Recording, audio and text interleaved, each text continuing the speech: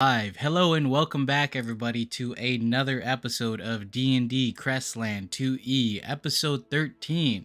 You may be wondering, why have we started so early? The fact is that I'm going to be in Laos for about a month, so we're going to do as many episodes as we can before we take a hiatus for the month when I'm gone. Hopefully I'll make more content, but likewise again, this is going to be D&D Crestland 2E, episode 13. As you know, I'm always playing Balto, the Shuni gunslinger. We are joined by Fantasy Blue playing Harold, as well as Wilfir being our narrator, and Xander playing our lovely Mike Hawk, and Tim playing Geralt. Let's go back to everyone in the D&D session now. I'm back. Alrighty, so let's go ahead and hold on. My thing just froze again.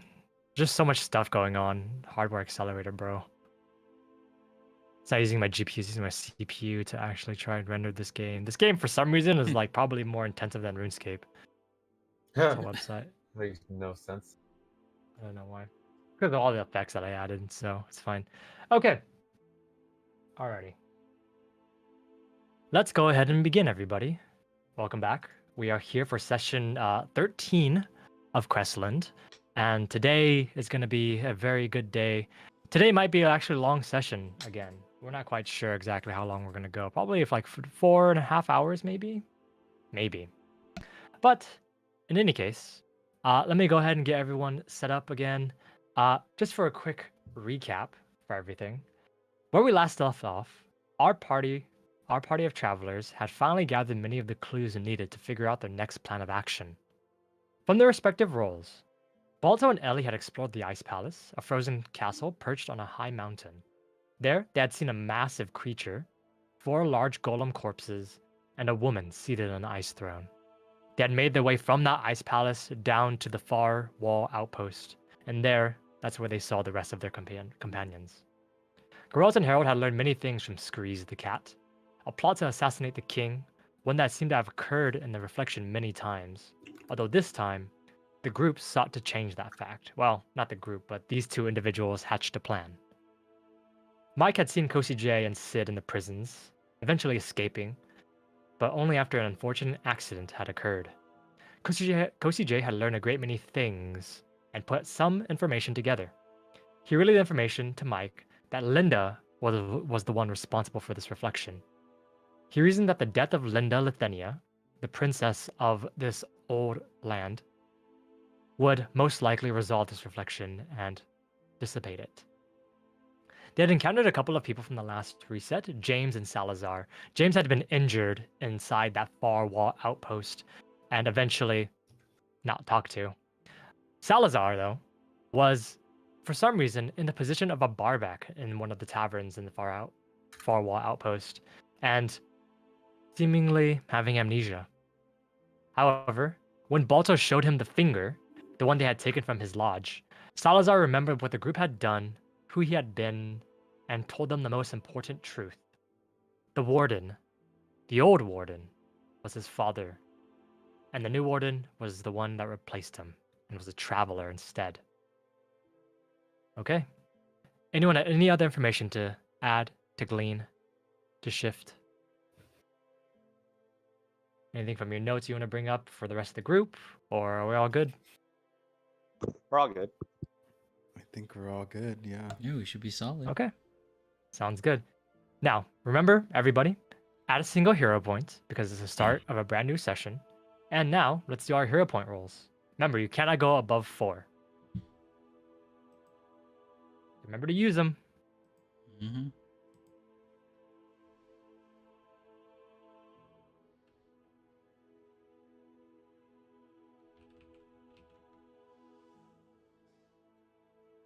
Okay, so Tim and Grant have gone tails, Wong and Alex have gone heads. Remember, 1 is heads, 2 is tails. It's tails. Is there? So, as tails goes through, everything is set up to go. If you're maxed already, Balto, you're done. You can't go past 4. Remember to use them. Hee hee tee hee. All right, sounds good. So, as I'll bring you guys back in. So right now, where we left off was you guys are just at the end of the tavern, right about to go split off and go grab, I believe, Sid and James, if you can convince them, to come with you to go see Cold Iron in the nearby forest, midway forest point between the outpost you had been at before and this one. So let me bring you guys back in. So as you guys are coming back in, we're gonna jump straight into it. The people that were going with, going to go grab Sid, who are those people again? Please let me know. That is me, Harold. Okay, Harold. I think So- Geralt's going to. Okay, Harold. Geralt is going. I think Balto was going as well, right? Oh. I mean, you Wait, guys who's can grab who? Sid. Who that's is fine. staying at the tavern? Let me ask that. I'll have to stay with Scree. It's cool. I'll just stay with Scree. No, I could Okay. stay with Scree. That's fine. Oh, guys but you can need to go get it. don't you need to grab James, right? You also gotta help hide my cock. Yeah. Right. Wait, what am I doing? What are so many tasks? So the task was, the whole thing was that you guys need to hide Mike, at least for the night until you guys have to leave. At least to follow the script in quotation marks. To take your oxen over back to the other outpost. But during that middle point in time, you guys were gonna stop where Cold Iron was and then try to recruit her or talk to her or something. That was the whole reason why you guys are leaving in the morning, because the oxen do not move unless it's according to the script. The whole thing was that Mike needed a place to hide, and Salazar did recommend hiding him with the doctor, because the doctor would be a place that was right next to the outpost. They would never Oh look yeah, there. and I know the doctor now. And you Okay. know the Dr. Samuel, yes. Okay, exactly. okay. So I have to go with Mike there. That was Why the plan. Why is so? Do we need Harold and Geralt? I believe Harold wanted to go because of to go grab Sid, and Oh, then Geralt was yes, gonna yes. stay for Screes. Ellie's not going, obviously, and Salazar, he wants to go, but then he needs to actually hold down the tavern, keep it Okay, safe, That's obviously. fine. Me, Harold, and Mike Hawk will go. Right. Oh, wrong one. Where's the other one? Actually, sorry, that is the wrong. Which one is it? All right. Oh, it's this one. There's. Sorry, wrong one. Okay. As we come back into it and I do the music. There it is. Okay. So we come back in. The people going out, as you guys are making your way out through the night into the city, it is the middle of the night, of course, around 1 to 2 a.m. And at this time, there's no one really walking around. When the night comes, it does get freezing cold. You guys are all dressed in a little bit of warm wear, of course, but it is kind of chilly. It would be very difficult to do a lot of athletic and acrobatic type actions at this point in time. Mike, since you're good at those, you're just gonna have a normal roll, but everyone else is gonna have a negative bonus to your athletics or acrobatics, depending on what you're trying to do. All right. Just because it's so cold. But Mike obviously is a swashbuckler. He's very used to working in these conditions. But as you guys are kind of making your way along the path, the cold, the wind, and the snow are covering your steps. As you're walking through, the steps you leave behind are being covered equally as fast by the snow that's falling from the sky. As you guys are walking, is it silent?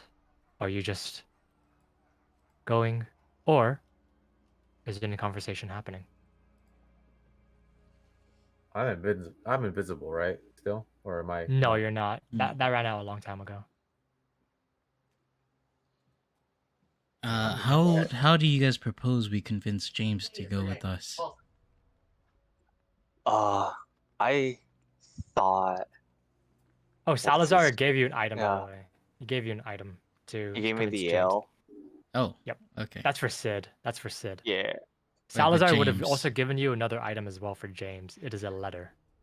Okay, A letter for James. Well, Okay. looks Mhm. like We okay. have So what what we are we need. gonna?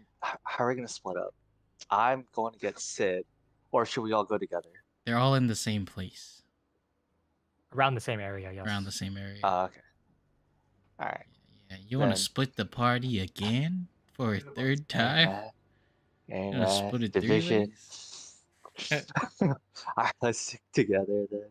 Surely nothing will go wrong. Yes. Let us sneak our way to the infirmary since we have a what is it? A wanted man with us. A Okay. wanted man who would hopefully not do any backflips. Yes. Well, backflips and fail. So, as you guys are making your way along the path, can I have everyone roll? Actually, with quiet allies, who has the worst sneaking out of this group between Mike, Harold, Balto, and who else was there again? It was. I think it's just us 3. Yeah, It just is us just you three. three. Yeah. Yeah. Out of you three, who has the worst sneaking? I'm +8. I have 0, Yes, it It's is you, Harold. so I have to roll. You would roll stealth, and your stealth roll is the one that's gonna make or break everything. Okay, that is a 9. A 9 plus Balto's proficiency, which would be 9 plus, I believe it is. It's your level plus. It's 7, so it's. Hold on. It's 7 plus 7, so it'll be 16. Would you like to re-roll that? I'll use a hero point. Okay. I shall reroll. Try this again. Perfect. Alright, I'm gonna use another hero point. Let me check if you can use another hero point. Oh, can I? You know Wait, what? do we have you to guys take the you guys, reroll? you guys, I think okay. So that's why I'm trying to decide. As a democracy, right now, right here, for the rest of this campaign, are you allowed to re-roll your hero point rolls? I think only Yes. one roll, but you take the higher, right? One roll, or you take the higher? What do you? Let me check. Like Wong can't just be on 3. He could take the 9 if he wants. We can decide that right now. Well, It yeah, is. of course. But what Will's asking is, can he roll again to use a hero point? Yeah, I'm saying no, but are you guys agreeing to Oh, it? Yeah, he's saying no, but you keep the higher of the two. He's basically saying you get advantage. oh, I thought it was already like that. No. It isn't like that already. It's usually you have to take the second roll. Oh, okay. Yeah, Alright, we should do advantage. yeah. You guys Yeah, want to do we'll just advantage take the type? higher. Okay, we'll do Yeah. that then. Remember, also, by the way, hero points can be spent in one of two ways. They can do technically 3 ways. One is that you can do a fortune advantage disadvantage effect. 2, you can spend all your hero points to not die, and you stabilize immediately. Or 3, you can go out in a bang and narrate your own death, and something will happen. One miracle will happen for you, but your character will still die. That is all the ways you can use hero points. Those 3 different ways. Well, obviously I chose the first, so I guess I'm a 9. Yeah, so it's a 9 plus 7. That's a 16. You guys begin to make your way through the ice town, through the small kind of frozen outpost, sneaking your way along the back entrance to where not the crumbling building, where the building crumbled in that small section where it crumbled. You guys make your way to the back entrance. Soon, sneaking your way through, the 3 of you eventually reach Samuel's house. Samuel's house is all the way in the back, while just like a few probably just like maybe like not even half a block away. It's like just a few neighboring houses down is the house where Sid was at. So you guys are actually very close to both places at this point. No one seems to have noticed the 3 of you.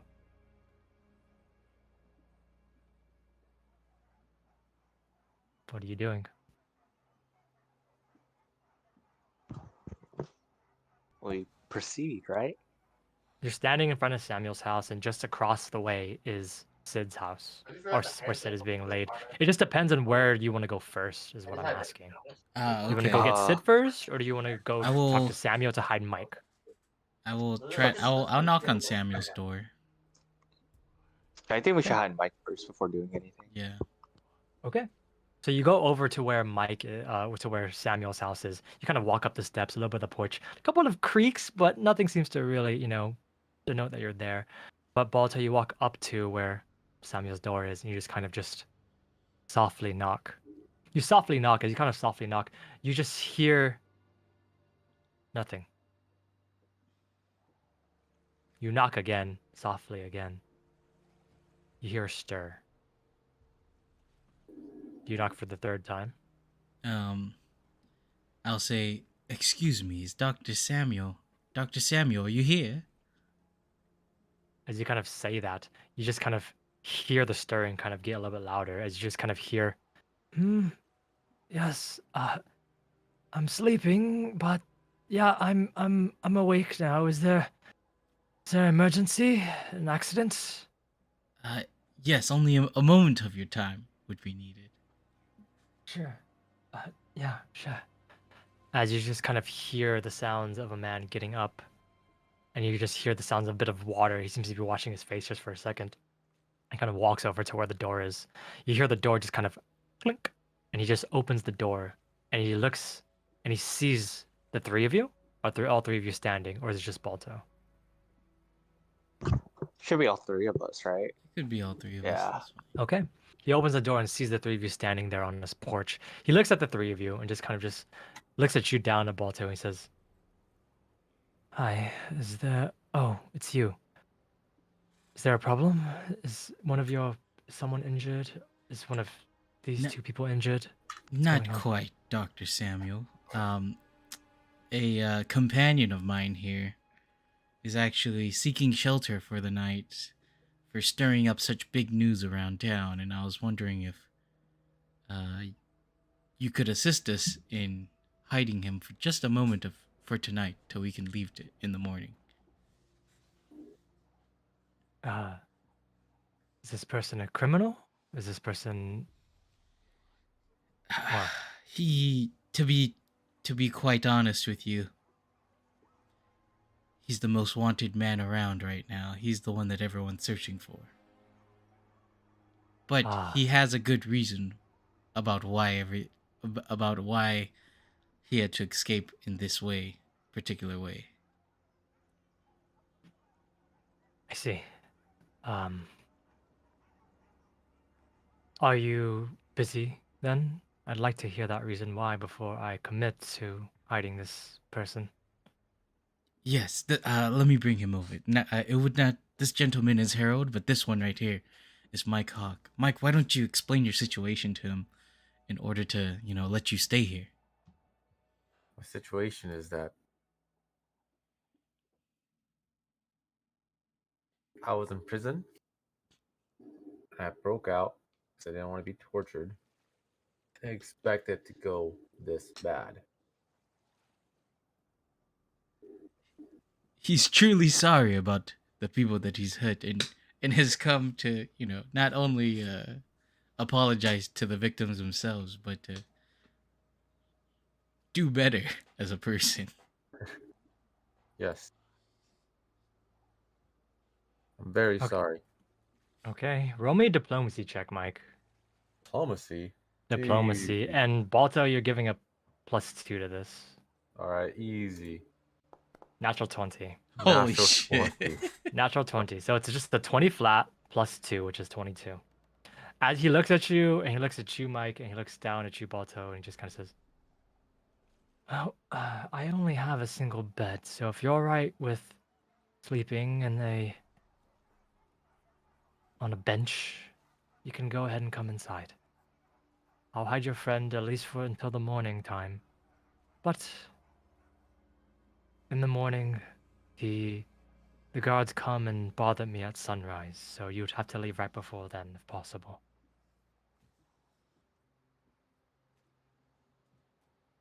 Is that possible, Mike? Would that be okay? There's a back entrance as well.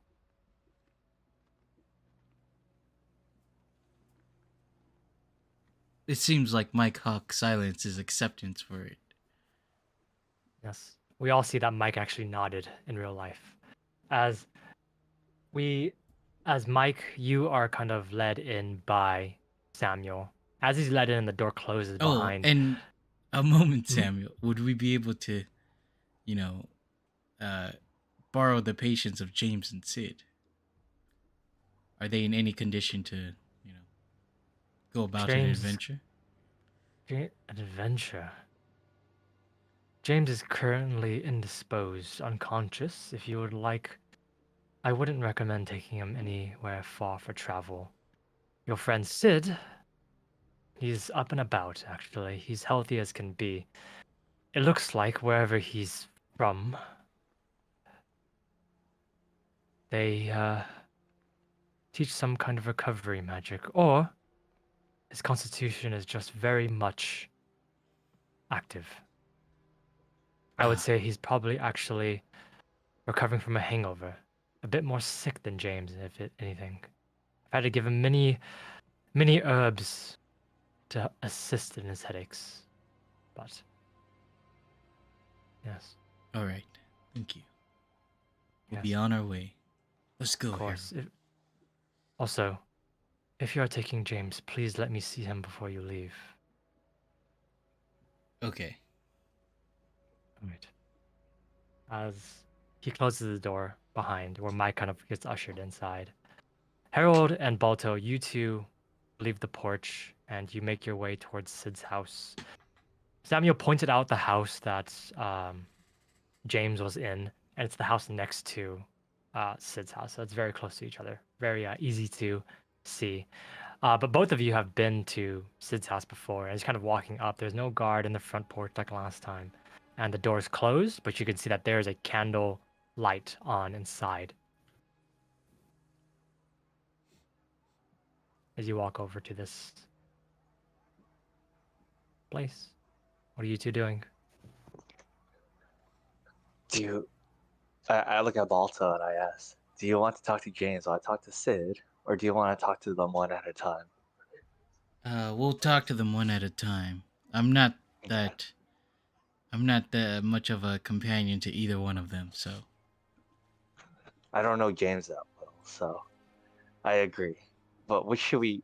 Who do you think we should visit first, Sid or James? Let's visit Sid first, and then James. All right, very well.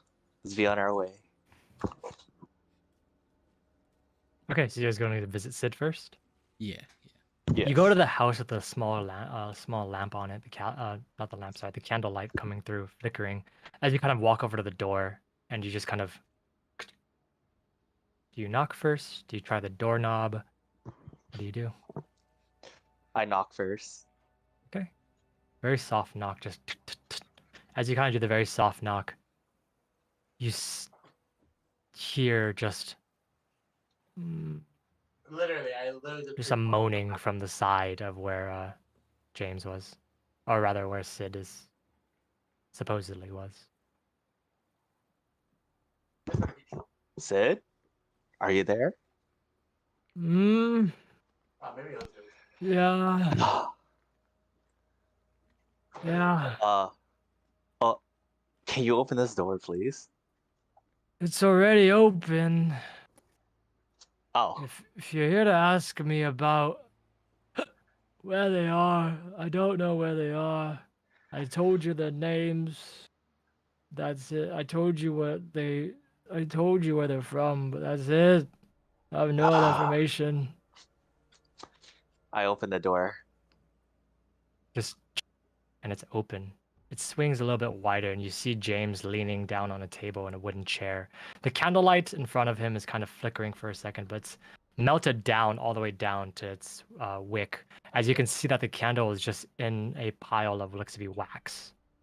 It's more than just a pile of wax, actually. And you just kind of see him just like, looks to be on it with one finger just pushing a bottle back and forth on the table. As he just kind of looks at the two of you, he recognizes you first, Harold, and he just looks, his eyes open. You see a bit of soberness come over his eyeballs, but it quickly fades as his eyelids kind of droop down again, as he just kind of looks in surprise.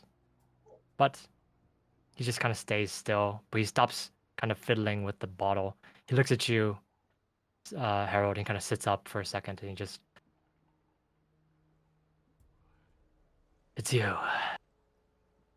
Good. I did my best to stay strong. I look around and see a bunch of bottles on the floor. I said, "Yep, You worked real hard there, buddy. I did my best. You did. But now, I need you to come with me now. Why? Are we doing another prison break? Nothing that luxurious or safe. I see. Okay. And he just kind of gets up. He stumbles for a second as you just see him just kind of just shift a little bit as the chair kind of goes out almost from under him as he just kind of and he just shakes the table a bit as he just puts his arm on the table. Some of the bottles start shifting and one of them falls down, rolling towards the floor. As it begins to roll toward the floor, you notice that this is probably gonna make a lot of sound. In this moment, what are you two doing? I shit. I look at Balto and I tell him, I don't think stealth is an option right now. But Mike is gone, so I'm it gonna shouldn't be do too bad a if reflex save to grab the bottle. Okay, roll me a reflex. Okay. 17. As you just rush and you jump and you try to grab the bottle, grabbing the bottle barely before it hits the ground. Barely. As you just, with your paw, you grab it and just thunk, and you begin to roll for a second as you try to stop yourself from hitting the other side of the table. As you just kind of begin to just tumble for a second, you stop yourself barely with a single foot against the wall as you just hear a thunk, a little thump on the wall. I go, quiet. Not too much noise. Please. Yes, very calmly you go quiet as you almost just tumble into the set of bottles. As he looks down at you for a second, Balto, and he looks back at Harold and he says, "You Inquisitors are pretty good at moving. Pretty good."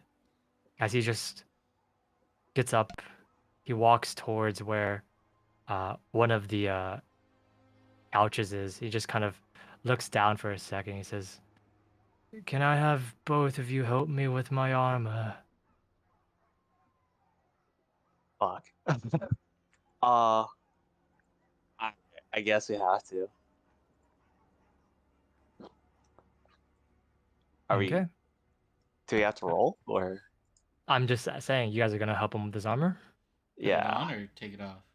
Or Put it No, on. just put it on and go try to be sneaky as you can be. let's, Putting it let's- on would let's be a not, yeah, very- let's not put on the armor right now. We're in no rush to get into any action. Okay. Well, at least take my pants then. And he just picks up his pants with a single arm and he just kind of hands it to you, Harold. Is it heavy? You've held it before. It is extremely heavy. You'd be overly encumbered holding this. Ah, ah. With you both Are on you- Balto, you'd just be regular encumbered. What do you say? Do you want to carry it with me or should we just have him keep it on? Yeah, I can help you carry it. Alright, we'll both carry it. Okay. It is going to be difficult for both of you to sneak unless you're moving at a snail's pace. Okay. So, uh the two of you grab the pants.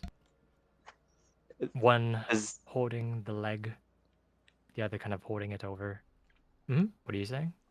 is the ale that Salazar gave me, is it alcoholic or no? Is it just Probably normal is. ale? Fuck. I Okay, mean, never ale mind. is alcoholic. I It is guess. basically a beer. Shit. I was hoping for something non-alcoholic, but okay, it's fine. You could give him Alright. water or milk, yeah, but ale is a beer, technically, like Okay. an IPA. Alright. Okay, As- then let's The two of you grab like the leggings. You guys get to make your way outside the door. You see Sid just kind of pull over his top half and he follows you both outside. He bumps into some of the walls. It is going to be very difficult to stealth for the three of you now. As you guys are standing on this porch, kind of going down the steps. A couple of stumbles, but you guys are able to easily do it. As you look over where his house is. Are you still going to retrieve him? oh shit, huh? I look at Balto, I tell him, how about I hold the pants myself and you go talk with James? Sure, hand me the letter. Alright. I hand Balto the letter, Mhm. and I carry the full weight of the pants. You carry the full weight of the pants, and you carry the full weight of the pants. Your knees almost buckle, and you realize that you're just gonna put it on the floor for now. It is extremely heavy. You put it on the floor into the soft snow. It doesn't make a sound, but carrying it out would be a bit more difficult. As you And kind of do you have any Mhm. minor healing potions, Harold? I do, in fact. Uh, I'll hand Balto one of my minor healing potions. Okay. be sure to hand it to James since he's in no condition to move at the moment. Okay. Oh, Balto, you kind okay. of hop over. You skip up to where Samuel pointed out the house was. As you kind of just go over to the door, the window is completely black. No movement inside. Hmm. Is the window unlocked? You go over to check, and you just kind of it is locked, closed. Snap. I'm gonna check the door. The door is unlocked. Okay. You go over to check the door. It is locked. You see that all the lock on the door is a simple lock. If you've done lockpicking before, probably pretty easy to do. It's a very simple iron key. Not much. It's just a lock to keep animals out, honestly. Alright, I'll try to lockpick the door to the best of my ability. Have you locked-picked doors before? I have tanning experience, but not lockpicking. Not too much lockpicking. Okay. The only really things you've seen of lockpicking is that to lockpick something, you would also need a set of lockpicks. But trying to open the door quietly in this amount of time, it's going to take a bit of time, but you can probably do it. You've seen my cock do it before, so I'll say that's probably going to take you maybe like 30 to 40 minutes just to do it without a roll. With a roll, there's a possibility of failure in which you will break the lock instead, and the door will be shut. Hmm, hmm, hmm, hmm.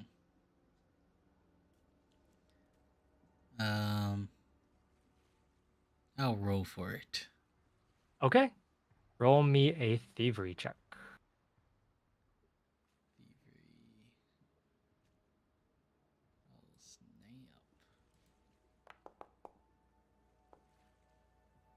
20. It's exact. As you just kind of go over to it, you just kind of take out a small knife, one that you use to just kind of cut out the veins of small little things. You take out a very small knife and you just kind of.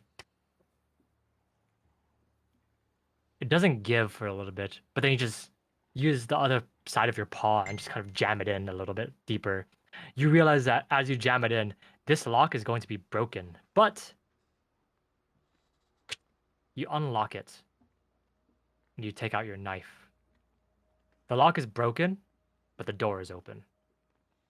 Okay, I'm gonna sheath my knife. Okay, you sheath it really quickly, and I'm assuming you open the door. Yes. Open the You door. open the door very quietly as you're kind of opening the door. Can I have a roll another stealth check? Because at this point, all of you are in a different situation. Okay. 19. You open the door as quietly as you can. You hear a small creak, but as the creak kind of just no sounds. You look inside. As you look inside the small like cottage, basically, you see a man in the corner laying down. You see him breathing. Is he breathing heavy? Does he look like he's dying? How does he It look? looks like he's sleeping. Although the breaths are a little bit labored, he is injured, of course, but he seems to be okay. Alright, He's just sleeping. I'm going to slowly nudge him awake and say, James, James. You just But nudge him but- awake. Hmm. And then I have one hand to my mouth, like shh, like one finger up, like shh. Okay. You kind of nudge him awake. As you nudge him awake, his eyes, just one of his eyes opens for a second, the other one opens. As he comes to out of the drowsy state, he looks at you for a second, and as you kind of doing shh, he looks at you, and his eyes kind of open in clarity, and they narrow, and they just look at you for a second, Balto. Doesn't say anything. Gonna say, I mean you no harm, James. I come with a message from Salazar. What's the message? As I pull into my pocket to pull out the letter, I'm going to say, my name is Balto. I have not read the contents of these letters, but I will tell you this. We do know each other. Maybe not in this life, but maybe a previous one. His As eyes I hand narrow him the again letter. even further. You hand him the letter. As you hand him the letter, he kind of struggles to bring one of his arms up and grabs it, and he just kind of just looks at you, and he's just like using like all of his strength. He kind of pulls himself up to sit up from the laying down position. He kind of sits up on the edge of the bed instead, and he kind of just looks at you. And he just rips open the letter. And he just kind of opens it and he reads it for a second. And as he reads it, you see on his face the first thing that looks is a look of confusion. As he looks at it for a second, as he continues to read it, you notice that he's just parsing through the words. As he's parsing through the words, you see something else. As he looks through the words, you notice that there is a small shift in the way that he's reading it. You can see that there's a small shift in something. As you just kind of, he looks and reads it for a second, you see him stop. His face goes slightly blank until it comes back again. He blinks his eyes very hard. As you look at him, Balto, you see a dark red stream going down his nose. No. Well, you need to calm down. Calm As he down looks at it for a second. handle yourself, James. Here, drink this. As I hand him the minor healing elixir. He looks at you for a second, Balto, as you hand him the minor healing elixir. A very different scene happens in front of you. The one you were expecting was Salazar, of him falling to the ground as if rushed by emotion and grief and everything hitting him all at once. James is stoic. He reads the letter. The red flow goes down his nose. But he, just for a moment, he looks at you. He looks at the potion. And he closes the letter. He closes his eyes for a moment. Breathes. He wipes the blood off of his nose. This one didn't become frozen like Salazar. It was actual blood. As he just looks at you and he grabs the potion, he pops it and he drinks it. As he drinks it, he just drinks it very quickly and he just puts it to the side next to him. And you see him with the letter almost crushed in his hand. He just looks down for a moment. He looks up at you, Balto. And he just...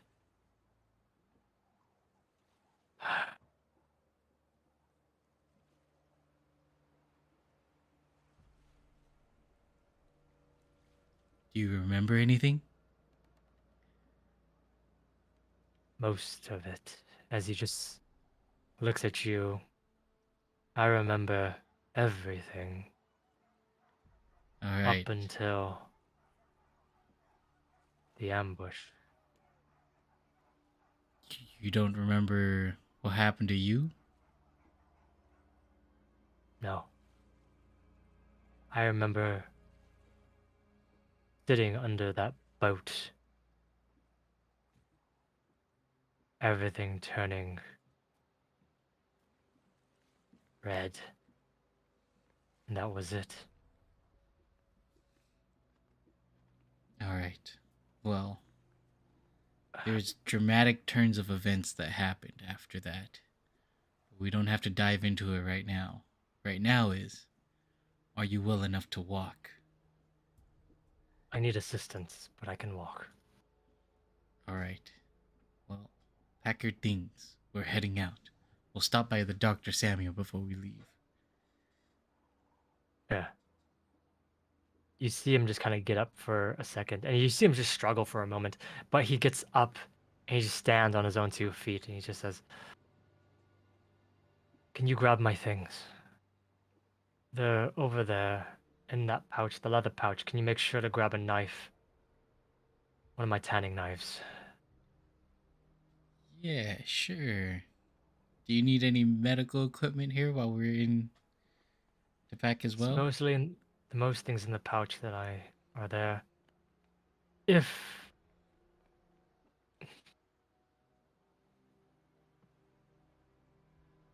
no, I don't need anything else. Just grab me my pouch and a tanning knife. All right. I don't need my bow. Not for this. Okay. As I pack everything for him. Okay. You go over and pack everything. You just grab little things, small things, a dagger, a knife, and just a few other things. There's a bit of jerky. You just kind of throw it in there. You take a bite yourself and just put it in the pack. And you just kind of grab it and you just hand it over to him. Just give it to him. He grabs it and he just goes, "Do you have anyone taller in your group that I can lean on?" Yeah, I do. They're waiting outside. All right. Let's go. Okay. As he just kind of gets up and he walks towards the door. He stumbles for a second, similar to how Sid was, but this time you see that there is resolve in his steps, a shakiness to his legs, but one step at a time as he pushes out the door onto the porch. As he looks down, uh, Harold, you see above you, you see James, of course, but this time you see that there is a large bandage uh, surrounding what looks to be his head, of course, just like Sid was. But there's a large bandage against his arm and his neck and against his chest. He just nods at you for a second. He just goes Oh, down. is everything okay? Balto, you follow outside of the house as you both go down the porch. As you walk towards over, he looks, James looks at you, Harold, and he looks at Sid. Sid right now is like sitting on the floor. And you see him just kind of sitting on the floor, just looking, just waiting. And you just notice that like a few seconds, he's kind of dozing off for a second. But he just kind of wakes up. You wake him up just very quickly every time he dozes off. As he kind of dozes off, he just kind of, you see James look over. He looks at you, Harold, and says, "I'm assuming I'm leaning on your shoulder." I guess so. Question is, who's I'll gonna carry these pants? I'll carry the pants. Uh, We'll have Sid carry the pants. oh, I'll carry the okay. pants. That's fine. Sid's too drunk. How about He's already carrying his plate yeah? armor. The pants are super heavy. Mm-hmm. Okay. Let's go stop by the doctor before we leave. Okay. Okay.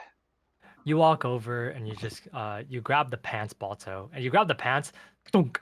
You are heavily encumbered. You're moving at a snail's pace now.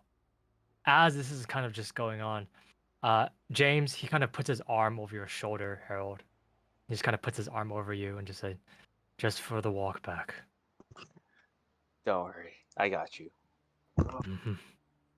As you start walking towards the doctor's house, Sid, Balto, you kind of just push Sid's shoulder a little bit, and Sid looks at you for a second, gives you a thumbs up, a very sloppy thumbs up, and he just kind of just lifts himself off the ground, stumbles, and starts following.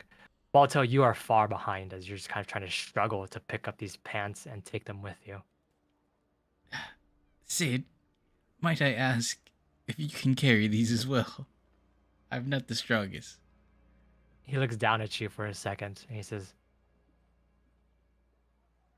"Okay." He grabs one edge of the pants and just starts dragging it against the floor. As he starts dragging it against, you just hear the sounds of as he starts dragging it against the ice, and you see that the ice is kind of just cracking under the weight of the pants.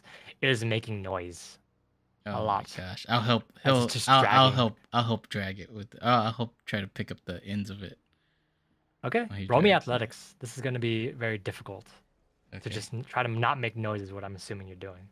Yeah. That is a 5. I'm gonna re-roll that. with my hero Okay. point. Ah, That is a never 3. mind. You try to grab it, and it is the height difference, especially. He's like lugging it like almost over his shoulder, as one leg is over his shoulder and the other leg is just dragging on the floor. And you see the thing trying to lift it up. He's moving too quickly for your small, stubby legs. And it is very heavy too. As it's just like making a bunch of noise, you just begin to see the houses around you as stirring and noise starts coming from some of the guard houses from around you, all of you. Okay, I'll just take the pants then. God damn it. If you're gonna make that much noise with it. You just kind of tug at him for a second. You try to take the pants and you bring it down, and thunk, you are heavily encumbered again. You're Let's going just to be get to the behind. doctors. Yeah. It's wait. Isn't it? Yeah. Would it be easier if I held the pants and the doctor kind of like leans on Sid? Do you want to try to do that? What do you think, Balto?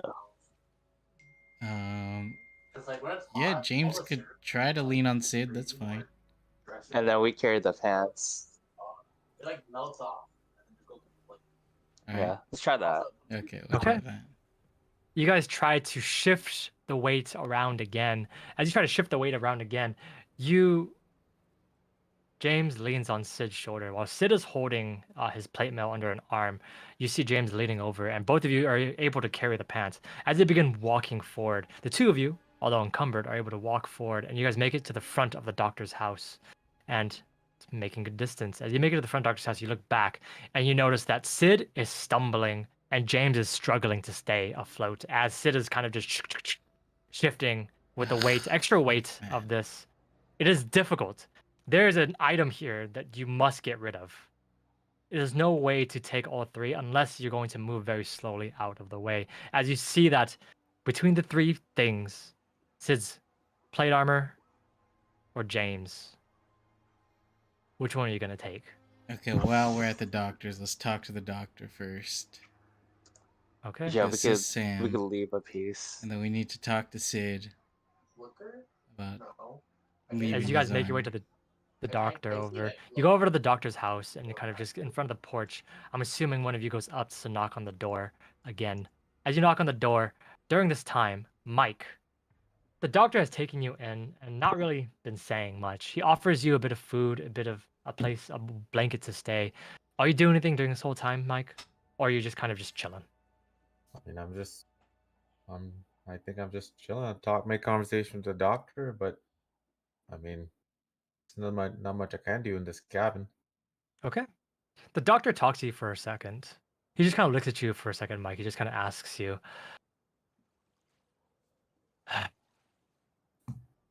is there a reason why all of you are here? Here, I mean, Not in my house or in this outpost. I'm talking about the reflection. well, we're here to help, man. Help who? Help the people of the reflection. You're here to help. Yeah. I mean, the best way to help would be just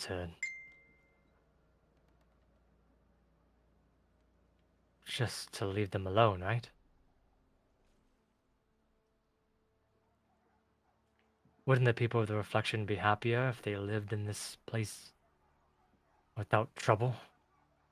I mean, I guess you're right.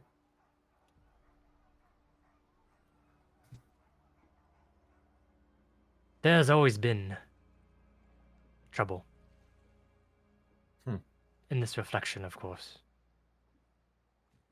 There's always been trouble. There's always been problems. But every time a problem has arisen, it is solved. Okay. And every time a problem has arisen, it's always been a traveler that's caused that problem. Interesting. The reflection survives on its own. It survives and wants to be left alone most of the time.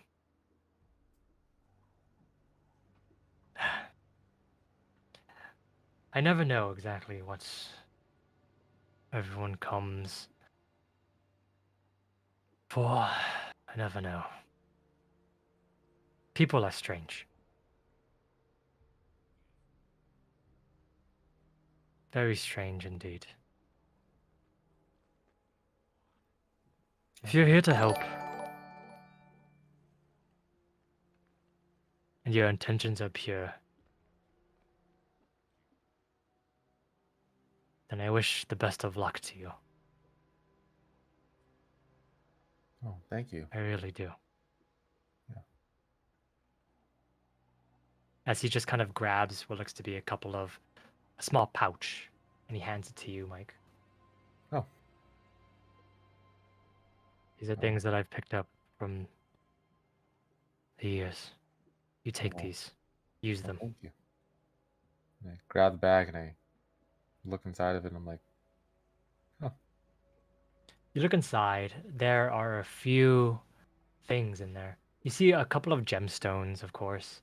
There's there's a garnet, a zircon, two garnets and a zircon.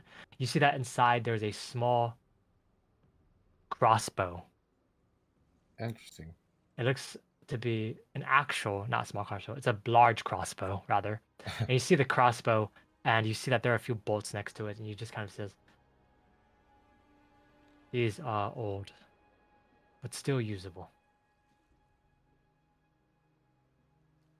Okay. Well, thank you. As he nods for a second, he says, well, I hope, and as he says that, a knocking on the door. As a knock on the door happens, he walks over to it and opens the door, and he sees the people. He sees James leaning on Sid, or rather, he's moved away from Sid at this point, is leaning on the porch instead, a much more stable foundation. As he kind of leans against it, he just kind of James looks up at Samuel and just kind of gives a nod, says, Doctor. And just Samuel just nods and just kind of waves him inside. As he kind of walks inside, I'm assuming Harold and Balto, you guys are following in as well. Yeah. Okay. You follow in as Sid kind of just is coming up. He struggles to get up the stairs as Sid just kind of looks up and he just kind of looks down at the stairs and looks up at all of you and says, I'm just going to sit out here. And just kind of sits down on the stairs and just kind of just, boom. He just kind of sits down, happy to actually find a place to rest and sit. As the four of you as the four of you are inside the house, as the doctor closes it, he looks, oh, not the four of you. Yeah, the four of you, yeah, with Mike already inside. The door is closed, and he kind of closes it. James sits down on what looks to be a patient, almost like a patient table, but it's kind of just like a long dinner table instead. As he kind of sits down on it for a second, and just Samuel walks over to where James is and just kind of looks over him and says, you feeling okay? He kind of puts up his finger up and just kind of tests his eyesight, his reflexes for a moment. And you just kind of just see the doctor just kind of go over. And James just kind of nods, doesn't say anything. And as the Samuel's kind of going through this check, I'm assuming the rest of you are silent. Yeah. As you guys just kind of watch this happen, you just see James just kind of nod after Samuel gives his checkup. He says,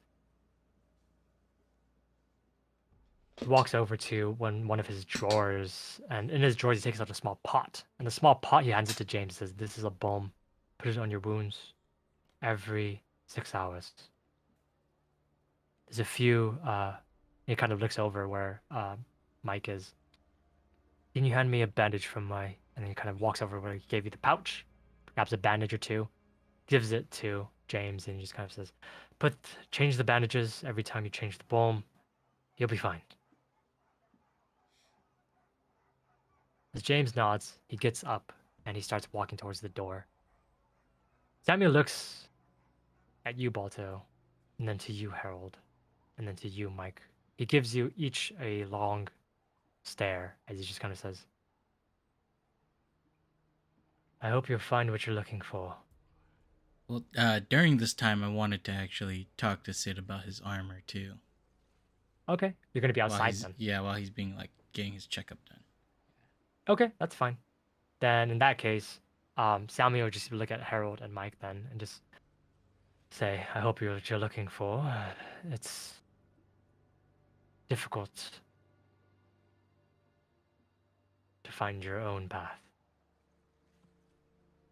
As those two are being talked to. You, Balto, stay outside with Sid instead. You kind of look down and you kind of just he's sitting there and he looks to be he takes out from his lapel, his small pocket inside of his shirt, a small flask. He just kind of just starts drinking a little bit extra. Say, Sid, shouldn't Mm, your armor's a little heavy?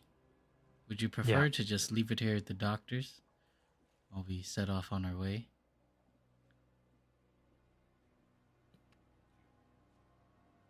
Sure, I can leave it here. That's fine.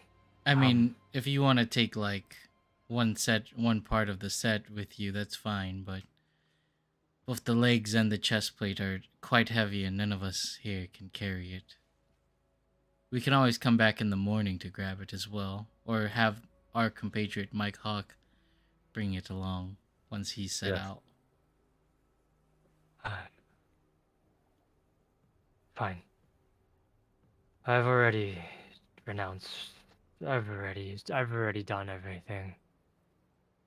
We can leave it here. In fact, we don't even need to take it. It's fine. Okay. I mean, if you don't want, we could always bring a part of the set over if you need. No. Okay. I'll go inside and let the doctor know we're gonna leave your plate armor here.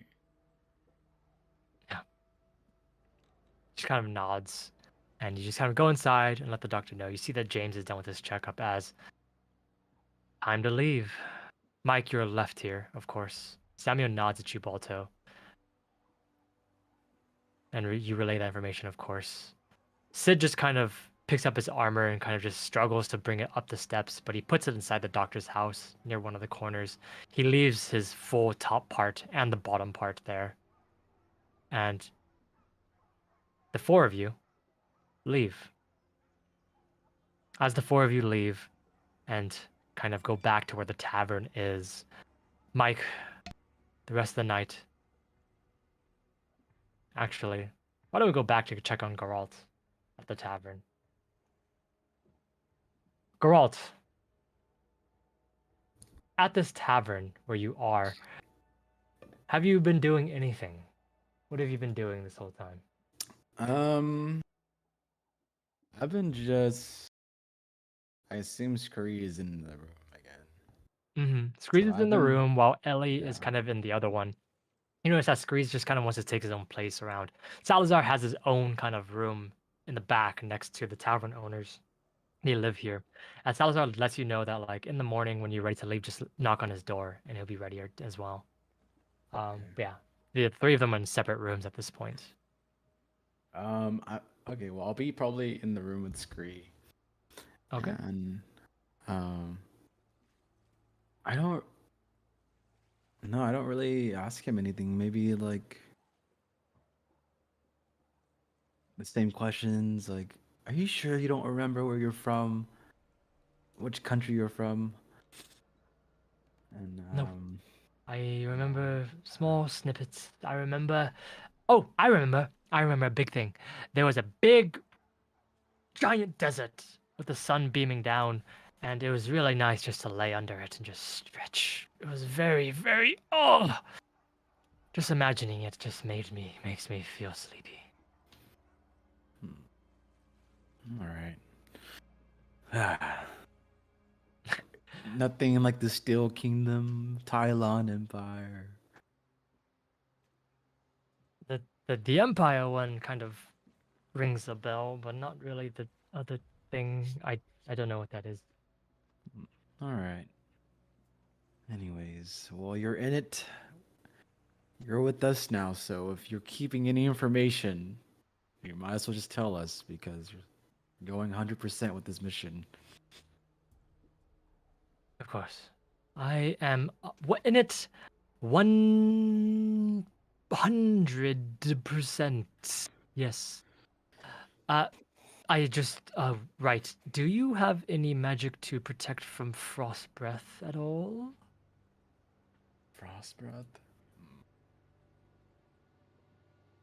Probably no, I don't. Okay, no reason why I asked that in specific, by the way. And he just kind of nods for a second. Well, that's a Okay. lie. Is there a Okay. dragon or something? No, no dragon. The It can't manticore? fly. A large creature that is conjured by the warden. That's it. Oh, is it the manticore? It is a creature of some kind of strength. Hmm. Okay. All right. Well, I guess rest up. We'll wait for the others. You sit there waiting for quite a bit of time, almost an hour, 2 hours, until eventually kind of just waiting. The rest of the group, the rest of you kind of make your way through the path, through the town. Easily done. Takes a bit of time, but Sid, Harold, Balto, and James make it all the way over. As kind of making it to the tavern area, James tells you specifically while you're walking over that the night is really late. He's going to try and just prep for the next day. He's going to sit in the tavern and just start prepping arrows and small things, traps, snares, and stuff like that. Sid falls asleep immediately on one of the beds. He just kind of rushes over to the bed where in Squeeze's room and just kind of slams down on one of the beds and just knocks out. The rest of you, what are you doing? Anything you want to do during this night? Preparations, talking, conversations, anything like that? Yeah, I'm gonna make my preparations. Okay. The dawn is coming in just a few hours. So if you wanted to stay up, it'd be okay. But if you're gonna sleep, that'd probably be a good idea too.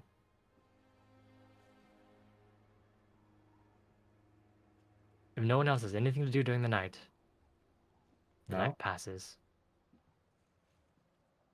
As this is happening and all of you are kind of getting ready, Mike,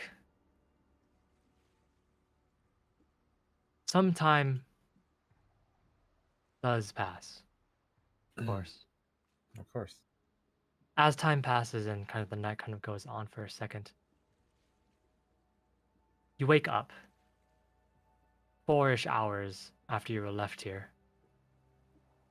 As you wake up 4-ish hours after you're left here, waiting, you hear someone shifting around the cottage just for a second.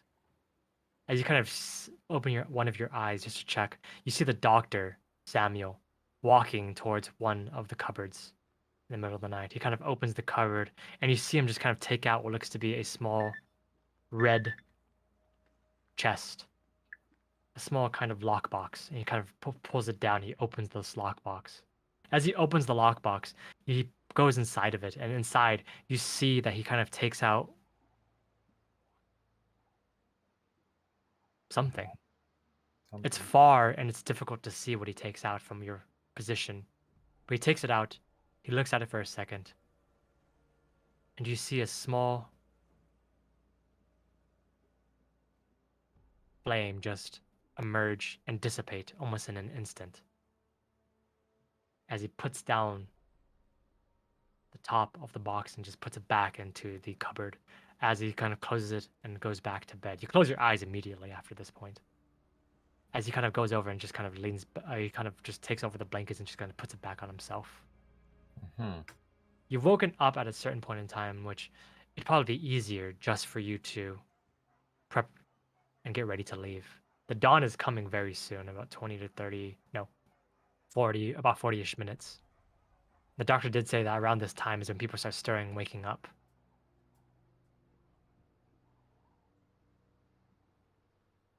Okay. As you're kind of sitting there, what are you doing? Are you waiting for your friends to come get you? Are you going to be leaving on your own? Are you going to tell the doctor you're leaving? What are you doing? I just have to wait, you know. I mean, I'm gotta be on cover. so I'm just gonna wait. The doctor's keeping me safe. Okay. 20 to 30 minutes pass by, and your eyes are kind of closed for a second. You're hiding in the corner against the other side of the door. So basically, unless someone came in and looked around specifically, they wouldn't find you. There are some places, there are like almost no places to hide in these small, basically studio apartments. And the biggest thing is that right now you're hidden under like a pile of blankets in the corner and a pile of like looks to be a table, a chair, everything. Like everything's been like put together. So only if someone came specifically looking for you, they'd be able to find you. Okay. But as some time passes by, you hear stirring, you hear voices coming out from the outside. As you're gonna hear the voices coming from the outside, you hear a knocking on the doctor's door, just a very simple knock. As the doctor wakes up, it's only been about maybe an hour since he got up and did his thing. As he gets up, he looks at you for a second and gives you a nod as you just kind of just look at him again. He walks over to the door. He opens it. You hear the familiar voice. A voice you recognize. It's the voice of the man that stopped you at the gate of the first outpost. And As you kind of hear that voice, you just hear them kind of mumble something and say something almost in secret, but then you make out Devon.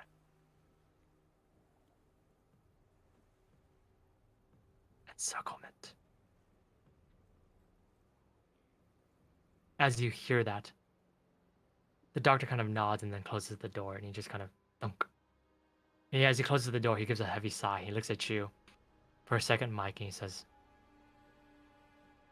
"They're going to go and capture your friends. The warden has given out a message this morning. God, He will be here soon. here, like here. In this outpost, yes, he will be arriving. May have arrived already, in fact. I'm not sure if you want to go and try and beat them there to warn them. How far are they away? They're across the outpost. You would have to be sneakily making your way across. Right now, the doctor tells you that they're prepping to do it all. And they're just they were asking for a few like potions or even like bandages and stuff like that, just in case a fight breaks out. But the doctor just kind of looks and he says, "The warden has asked to keep all of you here until he arrives, so he can sort out this business." Oh, it's just me at this house. Oh gosh. It is. Okay, well, just like Sid. All right, thank you, doctor. I think it's time that I depart. All right. Good luck. I hope. Is there? I look around. Is there anything that I can disguise myself with? There's a lot of things. He Like hands you a robe? cloak. Yeah, a Okay. cloak, a few things as well. Just some like other things. Easily done. You can disguise Yeah, yourself. easily done. I'm disguised, right? So my Easily done. anything, Yeah. if anything, all right, plus minus. Okay, cool. I'm Yep. gonna sneak out of town and to try to find alleyways and just hide from any guards and just make my way as quickly as I can to Balto and them. Okay. You make your way as quickly as you can to go where Balto them. Roll me a stealth check. Of course, man.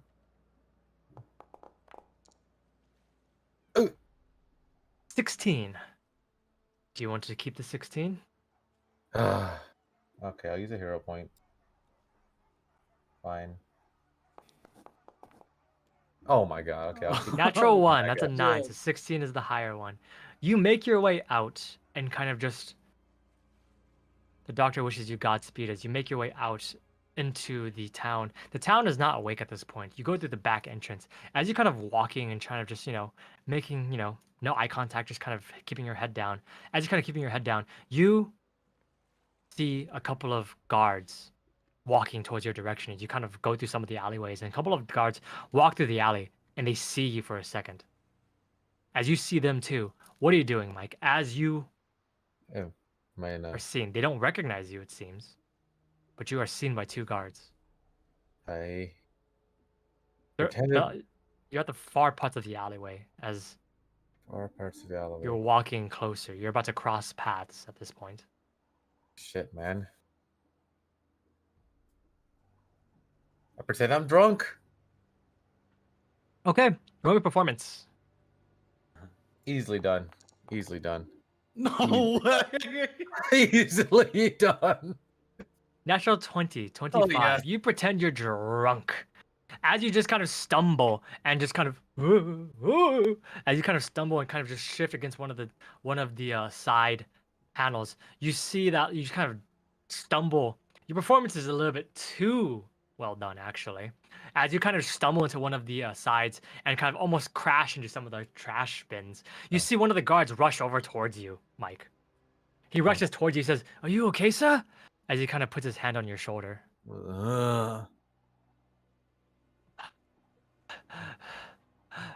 James, come over here. As he kind of walks over, this man's also named James, by the way, not the same one you've seen. Okay. As you just see him kind of rush over, and you see him look down. Mike, your performance is done so well that you look like you're a blackout, almost just very drunk. He says, No. No. "We need to take him to Samuel as quickly as we can." No. All right. As I go, get off me. Yeah. Oh my god, me. Oh, And then Go he's on. kind of just, you kind of push them away. He says, "We have to take you in, sir. You'll freeze to death out here." I'm fine. I'm fine. I just wave him away and I just keep walking down the alleyway. As you just keep pushing past, you walk down the alleyway. You get a good look at the two people. You see that one of them's a young, blondish-haired individual, while the other one is kind of a bit gruff. As you kind of see them just kind of watch you leave and struggle to make it out of the alley. But as you turn a corner, you just quickly you just leg you leg it. You breathe a sigh of relief. You just leg it all the way through. As you run all the way across, going through, you make it to the tavern before the rest of the guards do. But from your calculations, they'll be arriving within the hour. As you rush to where the tavern is, running all the way across, you just break through the door in the tavern. You see that sitting there. Has anyone awoken early? Is anyone gonna need to prep in the tavern? Where is everybody at the moment? I was prepping. I don't know how long it's been, but It's been you would have finished prepping within like 30 minutes to an hour and had enough time to sleep for like 3 to 4. okay. As you kind of break through the door, you see a couple of people sitting at the counter, another one sleeping in one of the booths. As you kind of break open, you see Salazar look at you for a second in shock as he just kind of says, "I thought you were staying. I thought we were going to come pick you up." I look over and I go, guys, we got to get out of here. The doctor just told me that the warden is trying to capture all of us. The people sitting inside the tavern, their eyes grow wide. You see James's eyes grow very wide as you see Salazar just kind of just quickly gather his things. The other people in the They'll be here rooms, in an hour. the other people in the rooms, you are alerted to this fact as you see Mike arrive early from when you guys are supposed to meet up. As you guys are all warned that within the hour, the men will be here. Gosh. Oh man. We We need to gotta leave go. now. Are we leaving town guns blazing? Do we just ride the Yeah. oxens and just rush out of here? Maybe we might have to sneak. The oxens won't move without the script. What? What is the script? What is this? Free. We're not supposed to leave until the morning. The oxens won't move until the morning. Until dawn? We're- Till dawn. Until the... The sun will rise very soon, and putting two and two together, the math and the timing and things like that, the oxens will be moving within a few 20 to 30 minutes, but they'll be here within about 40. So it would be a very thin window to get the oxen out of here and going and leaving. Depends on whether you want a cart of oxen with you or you'll be walking on foot. We can't walk on foot. James can barely walk. How far the You're oxen? right. Where It's the only oxen at? about a day's travel. right in front of the tavern. No, are we going to the palace? I thought we were going to the forest. I You guys are going to the haven't- forest. Oh, the forest. It's even shorter then. We're gonna, No, it's we're longer. gonna need, Oh, is it longer? It's longer. It's backwards. Yeah. if going if we back. have this many people with us, we're gonna need the oxens. I Well, say, what do you say? we try to bring the oxens. You're so funny enough. I say if I- they're only looking for us, we get out of here. Everyone else can take the oxens and meet us there. I think so too. Yeah. What? I think we do that But- plan. Well, we don't know have who they're Scree- looking for. I think they're If- looking if- for us. They're looking for us. So that But- means but like Salazar and travelers. James and Sid, they can all stay here in town while we leave first. Okay, so What if? two things. if- Two things. Two things. I don't know. Gosh. They know Screes is I've associated with been all of going you. in this building. No one's like James and Sid were medically damaged. If they see them here, what would happen? Yeah, that's all I'm trying Oh. to say. We have, we're gonna have to stick as a group and move as a group. It looks like we're busting tail out of here on the oxens, man. Everyone prepare for battle. Wow. What I'm thinking is we bum rush and force our way out of this town. We're gonna have to. Aren't the oxens near the Sid's armor?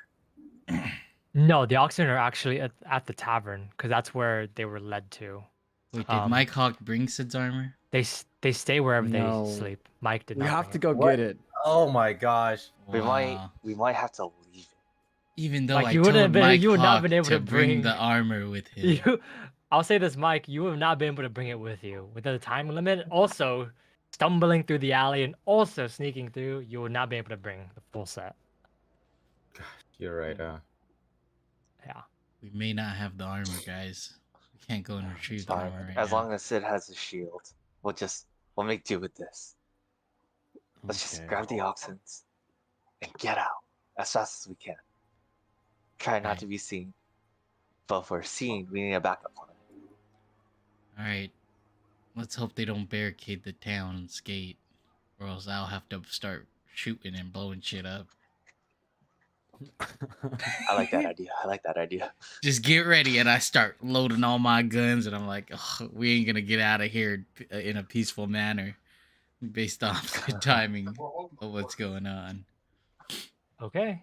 Let's prepare So- the oxens and like, I don't know. Okay. So the plan is that you guys are going to, as soon as the oxen can move and leave, you guys are going to dip. You guys are going to just get out of here as fast as you can. Exactly. Okay. So while this is happening, what are you guys prepping? What are you guys doing? Like while this is all going to go down, basically. I asked, could we make some explosives with like Molotovs with some of these bottles? Yeah, that's or- what I was thinking. Oh, nice. Good thinking, Harold. Yeah, I was gonna ask if there's any like high concentration alcohol drink. Like what's the strongest alcohol thing he has?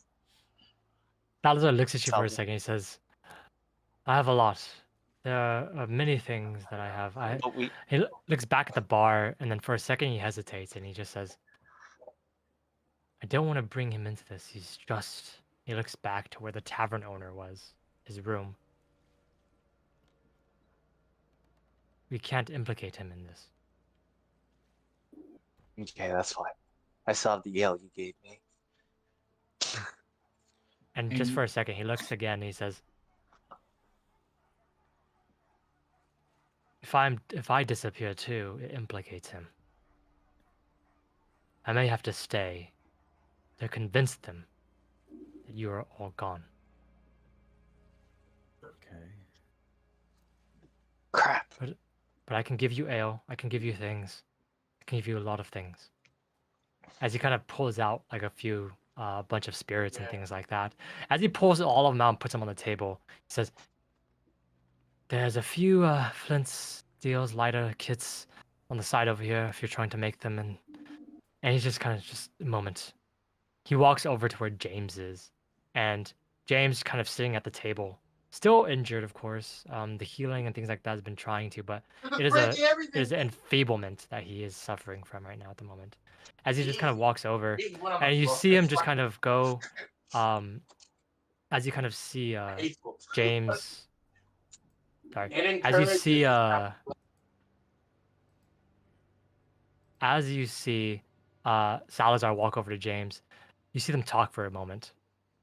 As they talk for a moment, James gives a very solemn nod, and you see them both grab each other's forearms as if they're brothers in arms. As you just see Salazar nod, and he says, James will convince Kodai, and he's got it. As you see, Salazar just kind of get up, gather more things, and starts barricading the area. The rest of you, all this is happening. What are you going to be spending your time doing this next hour-ish or so to prep? Do I know how to make explosives?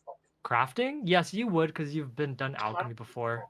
Everyone else Uh, that hasn't made it before, if you don't have much crafting experience, it'd be a risk, for sure. I'll like. All right, we'll Okay. have Harold craft them, right? I'll make the explosives. Balto tells me what he needs.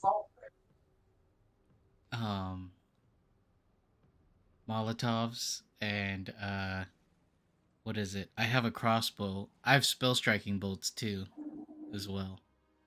About 4 of them if we want to load them up with any spells. You have 3 now. You gave one to No, I had Gordon. 5 earlier, but now Oh, I you have have 4. 5. I see. Okay. Any cantrips or spells you guys want to load in these spell striking bolts? Oh, Uh, yeah, I have cantrips. All right, what kind of spells? How many spells can you have? Just Is one. is this legal? Yeah, okay. All right, take this one, and then I give you electric arc, which is this.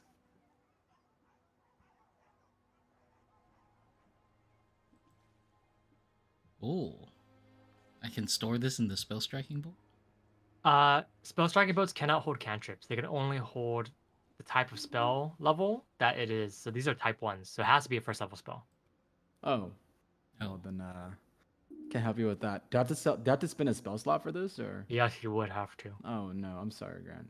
It's alright. I am sorry, Balto. I Can cannot I- give you a spell. can I infuse this? Subject 2 weapons. Each of you must do that. Spell level it must be able to target a creature other than the caster. No, because that's only targets weapons. Does James or Sid know any spells? Or Salazar? James doesn't know any spells. Salazar doesn't know any spells, obviously. He's just a citizen. Sid, he looks at you for a second and he says, I don't have any spells that would be of use. Oh I my know. gosh. And I turned to Ellie. Ellie looks at you for a second. She's sitting there with her. She's sitting there with just her hands just. Ellie, what sort of spells do you know to be able to load into these spell striking bolts? I have. Oh, I have this one. So this one, it's really cool. So what it is that I can take the damage for somebody else. And I have this other one where it gives me a mental link between 2 people. And then I have healing. Damn it. From someone else. That magic one Mental- doesn't sound too bad. Let's say, wait, if Balto shot the bolt at someone, would Balto be taking the damage, or No, so the Would way Ellie be? the spell strike bolt makes it so that whatever, yeah, Balto will be taking the damage. Yes. Here, the link would happen would be that. I'll just put the spell in chat. So this is the spell. Spirit Link. So what happens is that Balto takes the damage.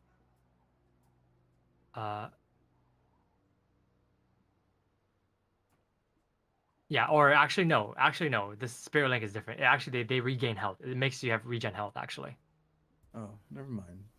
no effects that would increase the hit points. This hold on. Below maximum too. You lose. Oh no. Yeah, it's just regeneration. Never mind. Never mind, then, Balto. I was gonna say, you could in a boss fight, you could shoot the boss, and if it hurts you, it hurts them. But never mind.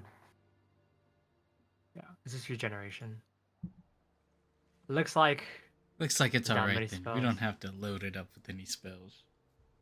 Also, this could have been, done before, right before the planning was happening too, because Well, I didn't know we were gonna be ambushed. Okay, in the morning. All right, so it's all right. mean, yeah. We'll find different uses of this at another time.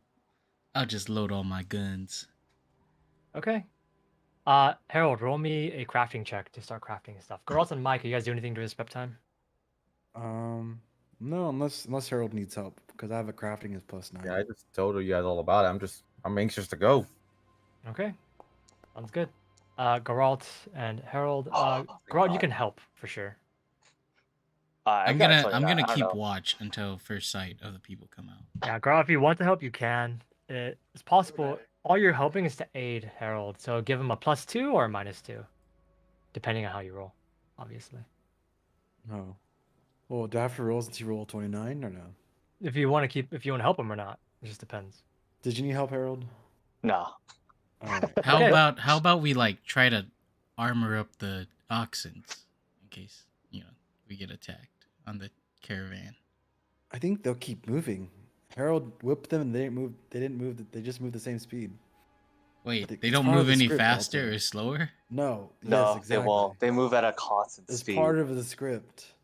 So Oh we're gonna my have to gosh. Yeah. Okay. So, you guys doing your best, start doing crafting and making prep for sure. The major thing is that Harold, with a 29, you make 2 Molotov cocktails. Just 2. Alright. Well, I got the shit. Let's get the fuck out.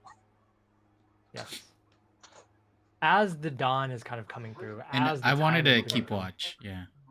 Yeah, that's what I'm saying. I was going to ask perception checks for people.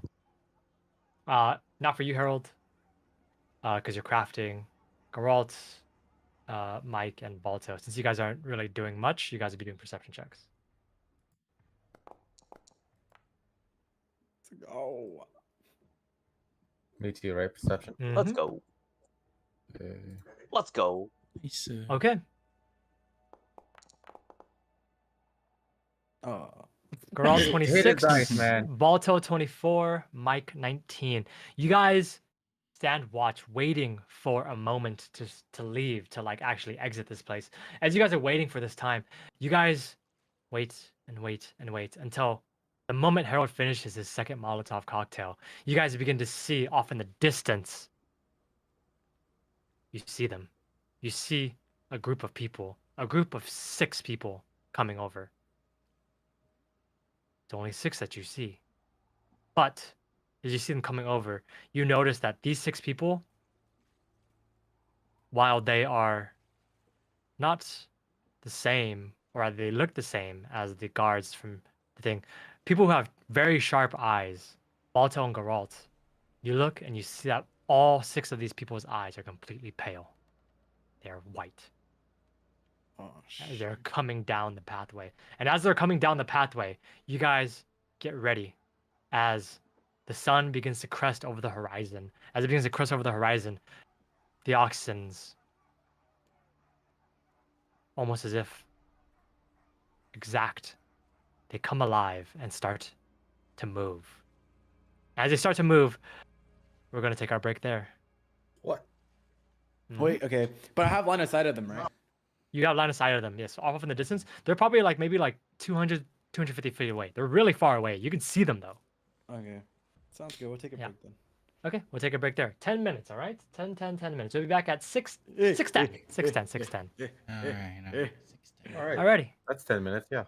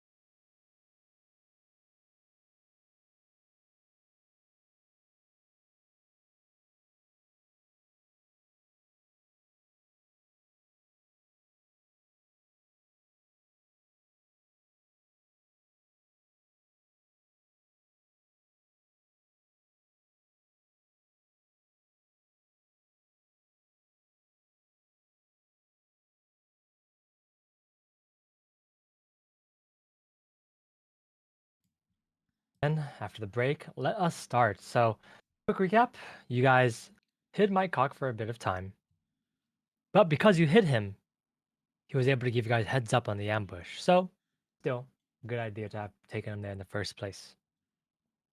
You grab Sid, you grab James. Salazar staying behind in order to sell the story, obviously. And now you guys are coming back into it. So, as you guys are coming back into it, I'm going to say that at the moment, it is a bit stressful, of course, as comes in. Going to go ahead and do this. So, Oh gosh, the battle map. as you guys are coming in, behind you are the oxen. This little cart behind you is the oxen, by the way. That's where they're parked. You guys are not here at the moment. You guys can place yourself anywhere on the map. They're coming from the southern end, and the northern end is where you're trying to escape through, it seems. That is really the only way. And just the way mechanically that's going to work is that these oxen are going to move a set amount on their turn, every turn. And once they hit the map end, you guys have escaped. Now, my question is, where is everyone hiding? Where is everyone going? If it was, if I saw them, Mm-hmm. I probably would have. Is this the tavern here on the right? Tavern to the bottom right, yeah. Okay, I must have been like right here or something. Okay. Like right here. Like, is there a window? Mhm. Okay, maybe I was like right here. If I saw him. This is a porch. You're on a porch. Oh, this is a porch? That's a Oh, porch. Shit. The tavern's inside. Oh, fuck. You could have saw from the inner window if possible. That's up to you. Me from. By the way, I got rid of all the furniture and stuff because it's not going to be relevant. So, if you want to go inside, if you guys were inside, it's all fine. Just depends. Were you inside? I'd say I'd be like on the porch right here, like I think we right would have here. been right there. Okay. Just in case, for me, because just in case making Molotov was dangerous. All right. Well, I I see. was with Harold because it's a buddy system. Mhm. All right. So, let me explain So- to them what the map looks like. Okay.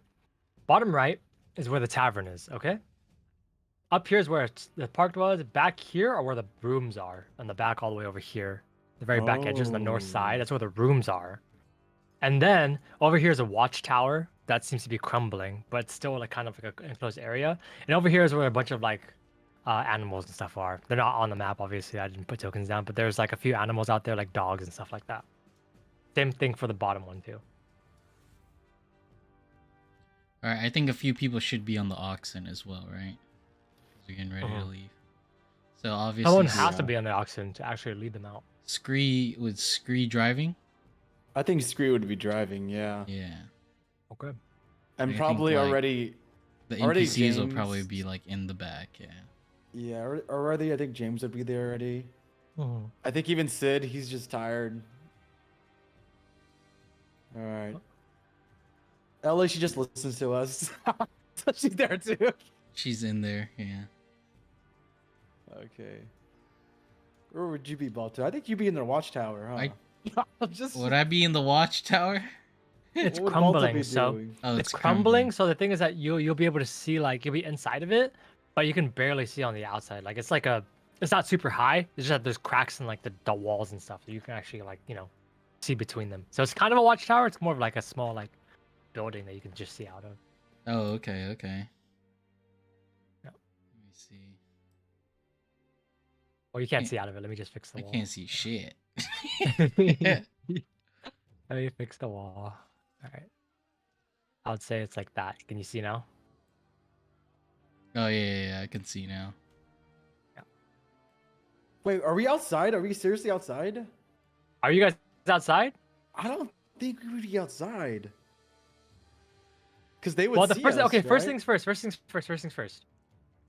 Technically, you guys saw them, and everyone would be inside. Actually, first of all. Yeah, that's what I'm saying. Yeah. Yeah, you're right. You're totally right. People would be in rooms, and people would be like around. So getting to the cart itself first, and getting it out, and getting onto the cart would be the main thing to do. Actually, you're right, Tim.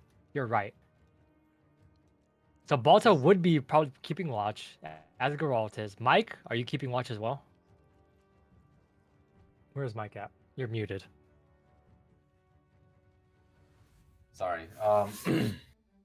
I'm on high alert, so I'm like outside the. Where's the taverns over there? Tavern's to the bottom right, yes, and then to the left was where Balto went. He went to like the watchtower to the left side. That's this over here. Oh, well, I'm on high alert. I tell everybody I'm just looking out there. Is there a window inside the tavern? It would make no Yeah. sense. There's a window right here, in this room. Okay, wait, why are you guys staying outside if I'm not outside? That's. What- it's just Well, a I'd friend, be yeah. outside because he's making his Molotov, right? Not be with him Mm-hmm. as a Oh, buddy okay. system. Okay, then yeah, I'm just keeping high alert. Perception check. I see them before anything, obviously, kind of shit. Yeah, whoever rolled the high perception check, so you guys are the ones that saw them first. Mike, Oh, unfortunately, you're a bit busy. You were just Oh, inside. You didn't see them first, but Garal and Balto saw them first. okay, then that's good. They saw them. So Even though I'm I'll say not- this. I'll say this. James was inside when this happened. Sid was also in the tavern as well. Grease is still in the room. God. Still in the room, as is Ellie. No, Ellie was in the tavern. She was in the tavern. But Screeze was in the room. Oh Uh, snap! And Salazar is also on this map too. Do you guys want to be on this map as well? I can bring him in. No, it's okay. I mean, I don't think he's doing much, right? Unless he's gonna do something. Is he doing Uh, something, guys? He was inside and he gave the stuff to. I'll just put him on the map so that he's just here because in case you want to send him to go do something. But as this is happening, I'll say this. You see them off in the distance. They're not here yet, by the way. Like this is extremely close. They'll be arriving. Actually, should we just roll initiative now? And you guys, you guys basically have. No. I'd say. How close are they? Like how? I don't think no because I have an idea. That's why. How Okay, close are they? they're about I'll say 250 feet away right now at this point. Okay. 250 feet. Yeah, Are that's can still they pretty see close. us if we were like out here? They would be able to if you guys would be out there. Yes. This is, Okay. by the way, this is only 120. Yeah, I know. So they're like they're even farther away. Yeah, they're basically another whole distance away. I'm just putting them there as a thing. Reminder. Because that's very. It seems very threatening. Yeah, I was like, that's pretty close. I was like, goddamn. That's Okay. getting close. But they are like double the distance they are from you. So they're relatively close, but not super close. Okay. Okay, then Balto, would you really be in the watchtower then?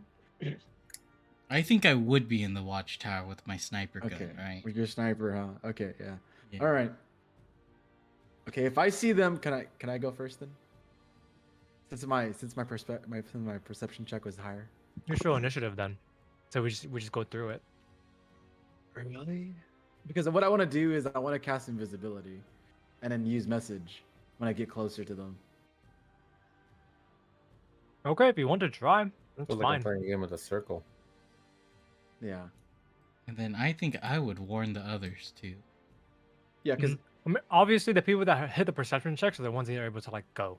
Like Yeah. that's what you guys are able to do. because what I want to do is I just want to tell Harold, hey, I see the guards coming.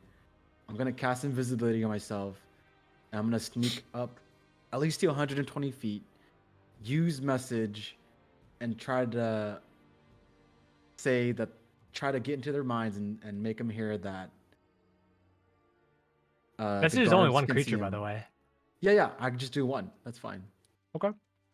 Yeah, and I'm gonna cast message and be like, I see them at Samuel's house, or something like that, and hopefully it works and draws them away. If it doesn't work, But guys you would need to only start tell one packing. person, though.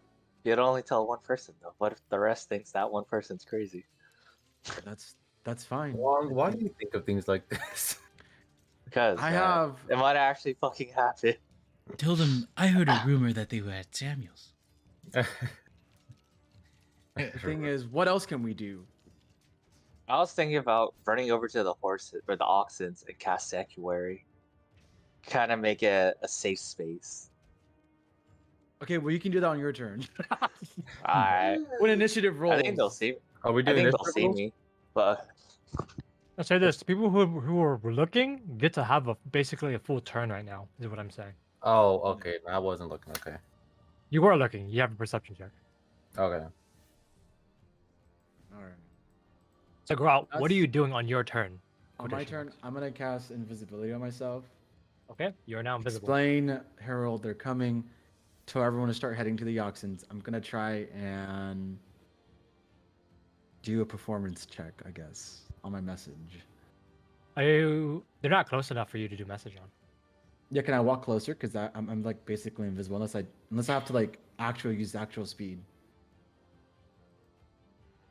I mean, walking isn't like an action, basically. I mean, technically, I'll say this.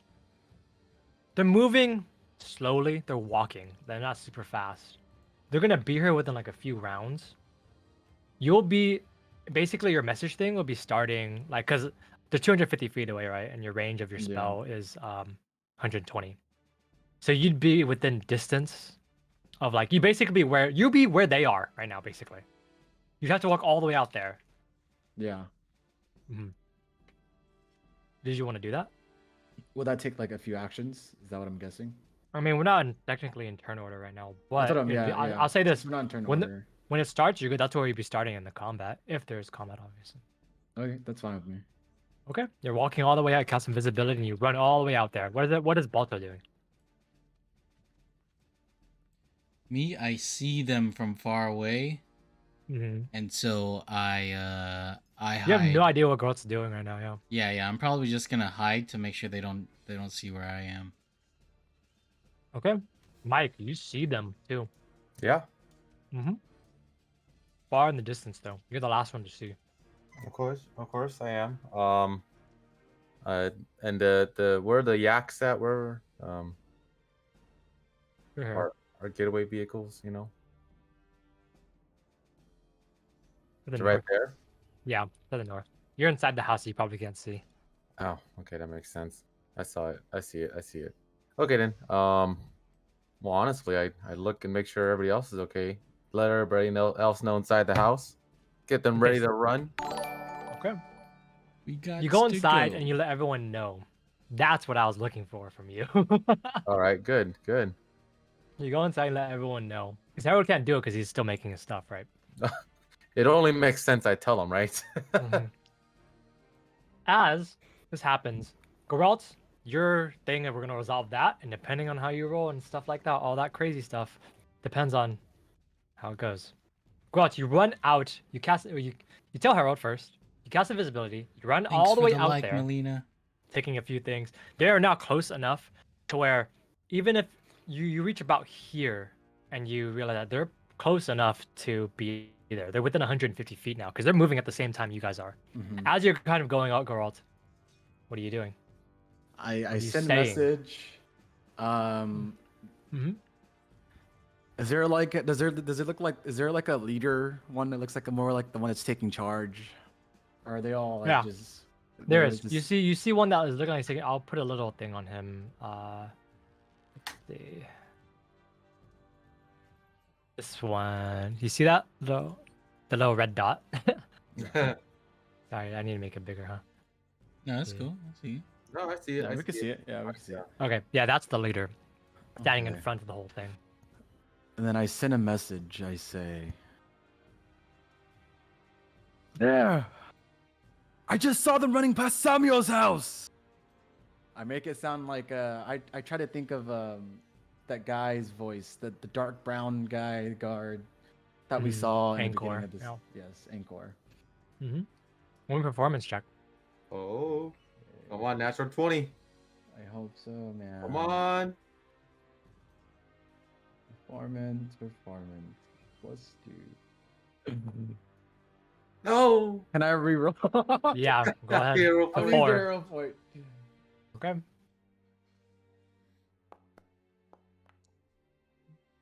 Sorry. 13. Oh my god. You use message to cast it, and as you kind of cast it into his ear, he looks around for a second, and his other guards are confused as he looks around, and then he responds to your message as free action. Can I respond after if he sends? It's only a one response. You have to cast message again, but he responds to you. He says, "Nice try," Oh, and he says back, "They've seen us." Da da da. And then, oh, new. but now, yes, it's combat now at this point. God damn Oh it. shit. God damn it. Let me go ahead and start an encounter. Oh, let me start an encounter. Okay, so now everyone roll.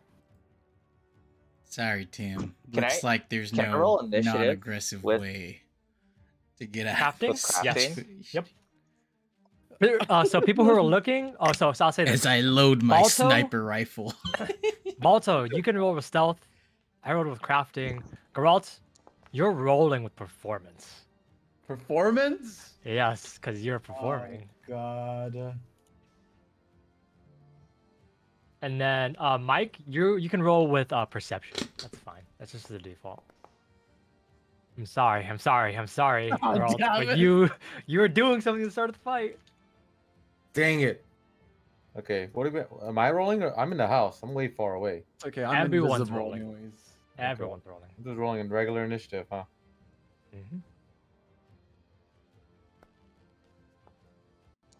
Oof. All right. So, there are a few different people going. So I need to. It's gonna take a bit of time. So you guys just stall for time real quick. Hold on. All right, so this is obviously I'm not gonna- gonna be non-aggressive now. I'm just gonna start shooting. Is everyone okay with that? Fuck it, might as well. I mean, if you. I'm I gonna, mean, you think I'm you gonna can shoot, kill people. and then I'm gonna walk. Yeah, and then I'm gonna run to the car. Okay, well, my goal is to start the fucking auctions. I'm invisible. I'm gonna open the gates, and hopefully they start moving.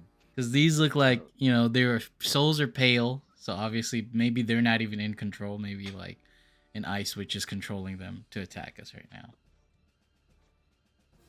Can I say before Geralt went off on his own, I handed him a Mazel Tov. It's not gonna be lit. Shit. Yeah, it's okay. It's not gonna be lit. I'm not gonna spend an action to do that, bro.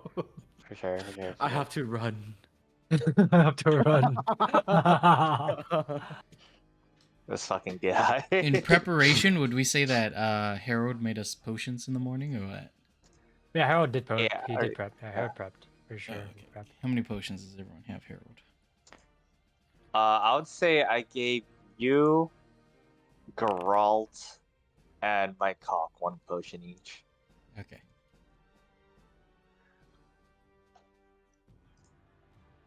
Okay. I'm gonna have to. Oh my god, this is gonna be so hard. I wish I had different pictures for all the people because I don't know who. I don't know who's going next. Here, just Does it start. highlight over them? It doesn't Why don't you Yeah, well, put a okay, color so- over them? Put a color over them. yeah, that's what I'm thinking of doing. Okay. I have to go through all my. Hold on. All right. You okay? So Unless you want to do like the group one. is that the? I'm just saying because they're all different. Some of them are different levels too. The whole thing. Oh, okay. Oh fuck. Wow. That's the hardest part about this. Okay. Okay. Hold on. Okay. Stall again. Keep stalling. Keep stalling. Anything else? Yeah, I mean, yeah, I'm gonna go ahead and that's my plan. I'm gonna go open this gate once. I'm gonna use 3 actions to run over there and then open the gate. And then yeah, I'll just start whipping the oxens to move north. Well, are they all starting right here in this area? Or Yeah, would I be able to basically. like you see guys, you guys them? would have. I'll say this: you guys would have a whole round before they go because they're still Oh, a bit really? far away. Yeah, not this Okay. close. But then they're gonna move to this close after this point. That's what it is. All right. So, okay, I'm just doing one. One, two, three. What's up? Shit is about to go down on my turn, by the way, guys. Alright. I hope you can leave. Okay, so 1, 2, 3, 4, 5. Well, if you actually get a whole turn, Grant, shouldn't you just move away? Because we're gonna be running away. Well, they're not in this spot yet, right? Yeah, So technically. what they're I not, plan to so do is like shoot them first, and then I'll start running. Because Okay, we're Jesus gonna have the Christ. first turn, then I'm gonna shoot first. you shoot the guy with the red. The guy you don't know. Actually, you don't know. Oh my I don't know. I'm gonna let Will decide. I'm gonna just say like, since technically they're not on the map, so I wouldn't know which one's the captain. I'm just gonna Yeah, yeah. shoot, and if it hits, Will can decide. Will can roll like a 1d6 to see which one it hits. Okay, hold on. I have to reroll this, guys. Where? How do you add the stupid thing, man? Jeez. I'm looking for the Oh, there it is. This is it. Okay. I'll say this. This is the guy. This is the guy. Where is this thing? There. You see that little thing on the top left of him? No purple thing? Yes. That's the leader. That's the leader. Okay? Okay. Everyone's rolled. I've rolled. I forgot I have a bunch of fucking NPCs to roll. Yes, James. Seasons change, time passes. Bye. Sucks Alright. how Sid didn't get his armor. Damn. There's a choice. You could leave James behind if you wanted to. And Screezy, obviously. Okay. We're good. We're good. We're good. Okay, okay. Alright. Balto, you are first. They are not in your view yet. What are you doing? Wait, not in my view at all. Like You well, I have a saw whole them round. already, You have- right? Can you I? saw them like far away. You are trying to snipe that far away? They're 120 120 feet away. Oh, 120 feet away. From where you are? Yeah, they're the same distance as where Geralt. You guys are about the same distance away, 120 feet away right now. Because they have to spend a whole action next round, this round, to move. You guys will have a full free round, basically, is what I'm saying. Okay, I only have about 25 movement too. So.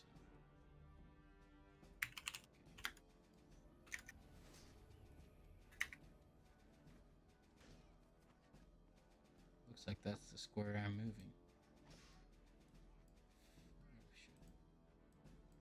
5, 10, 15, 20, 25. It's one You're action. out in the open now. Yep.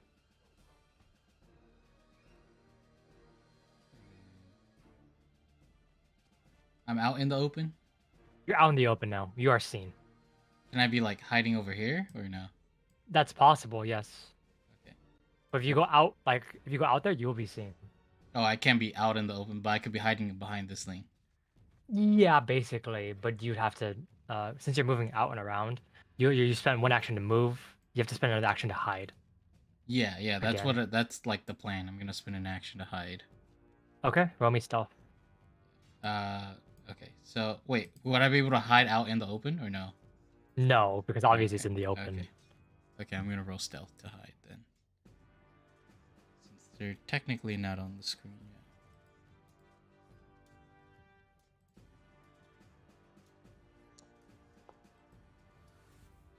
I'm gonna spend an hero point. Fuck. Okay, 14. Spend a hero points.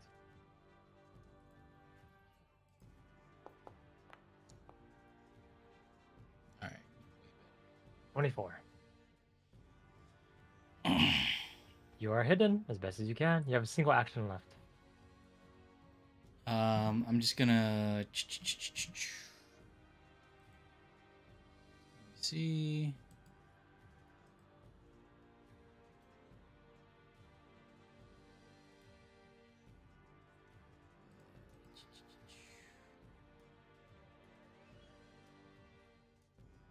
What is a warning trap? What is warning trap? Can I like throw those or do I have to set them up? You have to set first? them up. You have to set them up beforehand. Okay, no worries. All right, I'm just gonna pass turn then, since I can't do much. Okay. That's an action to pass its turn. Okay. Then that means that it is now Ellie's turn. She's gonna look at you, Mike, and she's gonna say, "We gotta go." And she looks at Mike, and then I'm assuming Mike nods yes, of course. Ellie's going to start. She's gonna go grab Screes. 1, 2, 3, 4, 5, 6. Or 5 rather. 1, 2, 3, 4, 4. She's gonna go grab Screes. That's the end of her turn. She did 3 actions to move. James's turn. James is gonna see. He's gonna start. He's gonna nod. He's gonna start getting the things. He has half movement. So 1, 2, 3, 4, 5 is 2 actions. 1, 2, 3. That's the end of his turn. The leader is going to whistle, and they're going to start running towards. As they run towards all of you, the leader is now here. Second one, it's going to come and run towards, now here. I believe it's this one. Yeah. Okay. Ping that one. Okay. Sid is gonna see. He's gonna start running.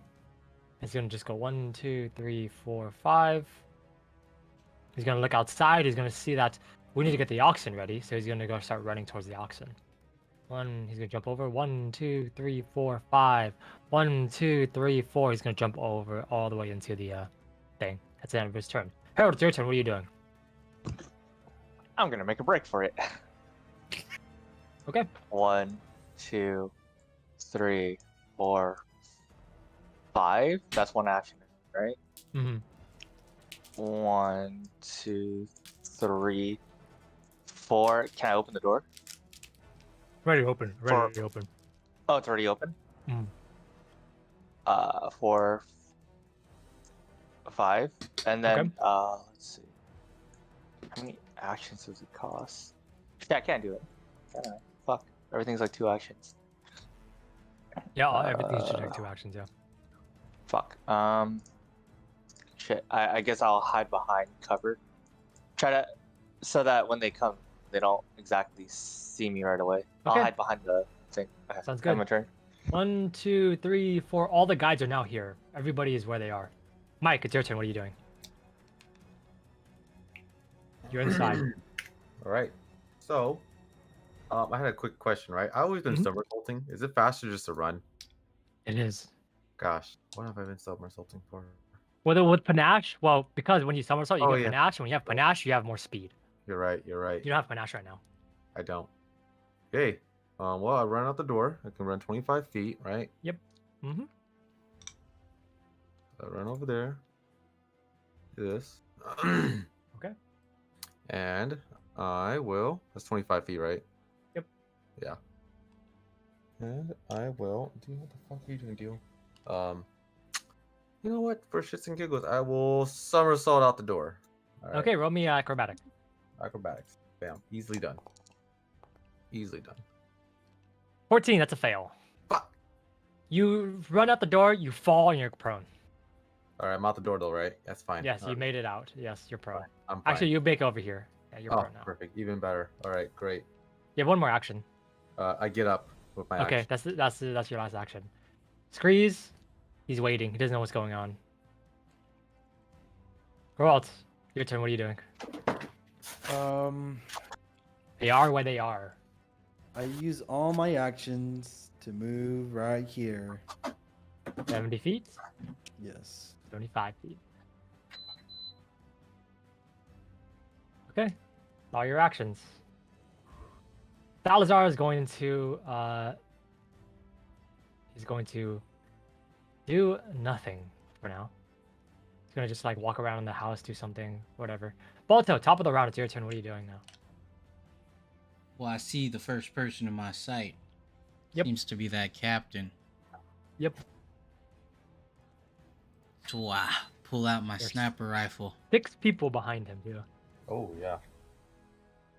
Left, right, center. Give me this strike.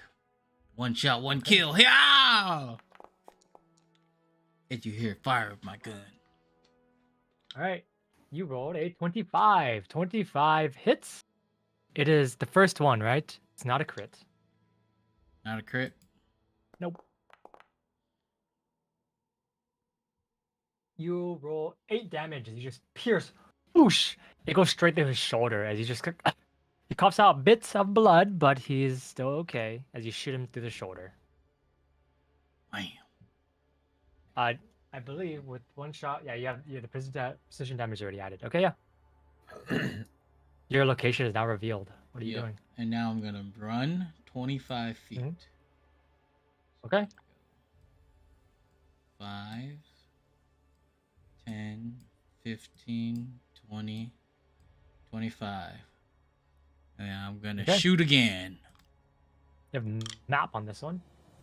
Map as well, yep. And this one's actually gonna be a cover fire strike as well. So they can choose to dodge or not. Running once per round. Suppressive fires. Make a certain must decide whether roll attack will duck out of the way. Creature ducks to AC against or for his cover. When attacker, okay. It's not gonna duck. Alright. Roll. 17's a miss. 18's a miss. 18's a miss. Mm-hmm. All right. Okay. So now I gain +1 on my next one, right? Okay. Oh wait, he chose I not was to gonna- duck. Oh, okay. He chose not to duck. No. Opens the door, goes in, yells out, "Scream! We gotta go!" And he's gonna just start. Okay, and then his turn was delayed until he was able to go, so he gets moved up into turn order. So 1, 2, 3. So opens the door, runs inside, tells him, runs back outside. That's the end of Ellie's turn. Freeze is gonna run. He's gonna run outside. That's an action, and then he's gonna look over. He's gonna see. He's gonna start looking at the oxen. And he's gonna see the people off in the distance, and he's just gonna yell and say, "This way!" And he's not gonna actually steer the oxen.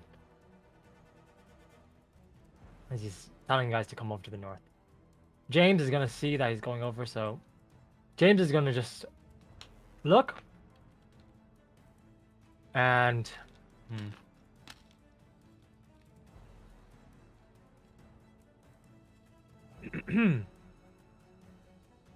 James is going to be assisting. So 1, 2, 3, 4, 5. 1, 2, 3, 4, 5. He's gonna run over to one of the fences. He's gonna start breaking it down, so you guys have an easier way getting out. First one's gonna go the one that you shot, Balto. He looks at you and he's gonna start. He's gonna shoot at you with his. He's gonna take out a short bow, and he's gonna shoot at you. Actually, he has to move forward, I think. How far is this? Oh, you're a little bit out of the way. He's gonna walk inside. And he's gonna take out his bow and shoot you.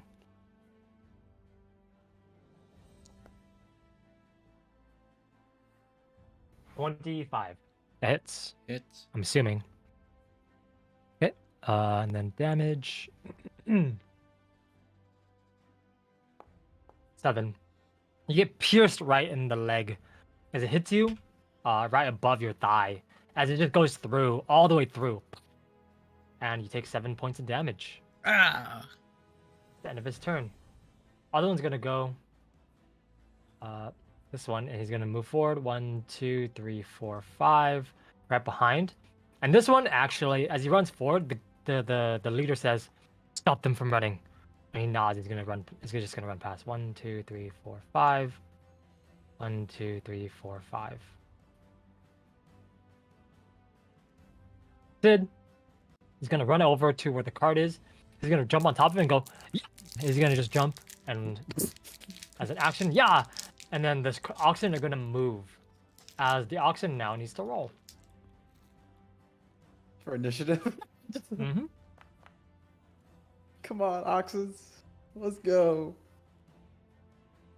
They better have like 60 movement or Technically, since they were added to the turn order by Sid, they go right after him. something. All right. So he goes, yeah. So runs up, jumps up, yeah. And as he does that, his other action going to be no. That's the end of it. He's gonna actually take out his crossbow. That's the end of his turn. The oxen are going to start moving. Girls, you're in the way. 1, 2. It's gonna start moving. As it runs past you, it's gonna, as it's running through, Geralt, you need to roll me a roll. A Reflex save. Yep.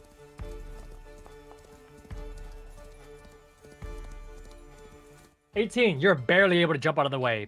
Please move yourself to the left. Okay.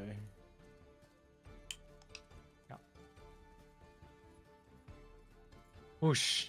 2, 3, 4, 5. Do you guys hear that too? Or is that just me? The music? Okay. No, we hear it. Yeah, that's you. Wow. Yeah. I'll tell you guys right now. Right? Guys, we're nice. I didn't put that horse music in here, by the way. Oh, really?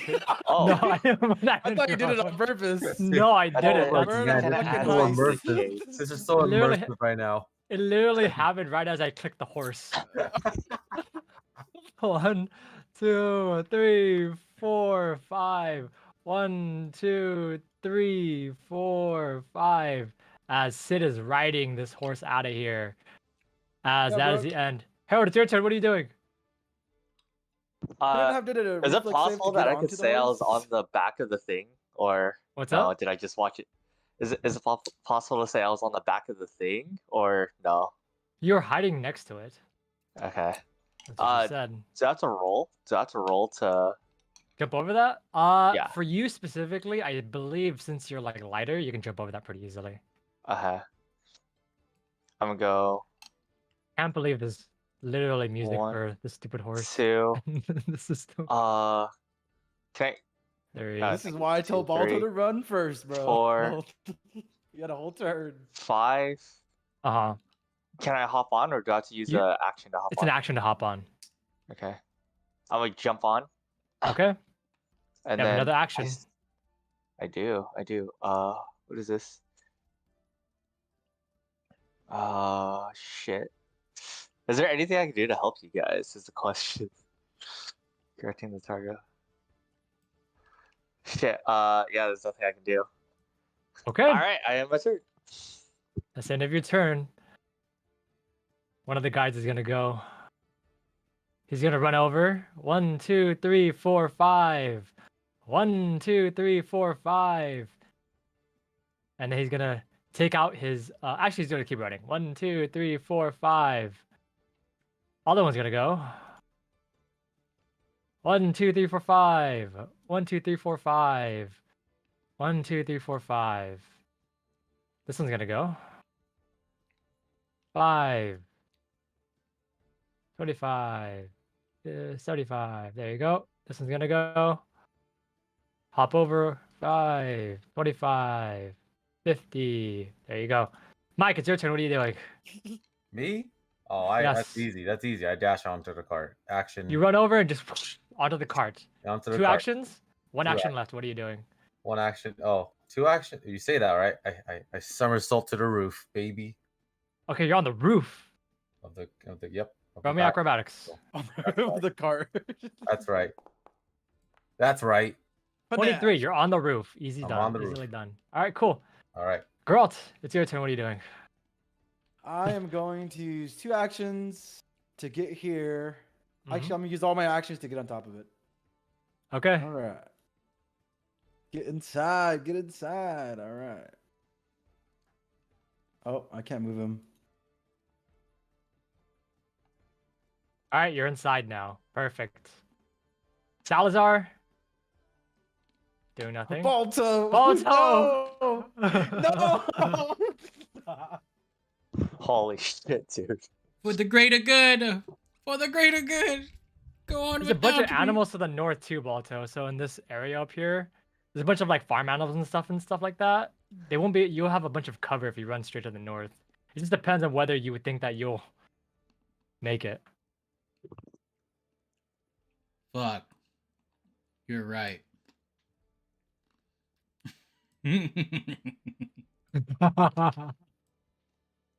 I won't make it to the horseman on the next turn, but I could definitely make my way around, bro. Is it my turn? It's your turn right now. Yes, top of the round. Yeah. I'm gonna say I'll meet you at the exit. 5.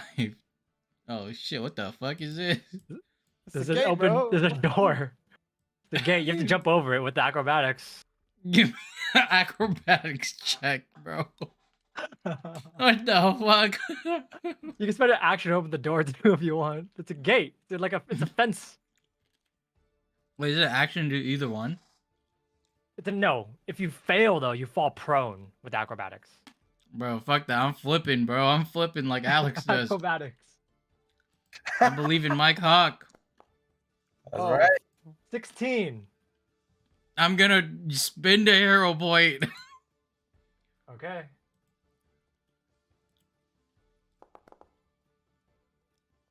$22. You made it.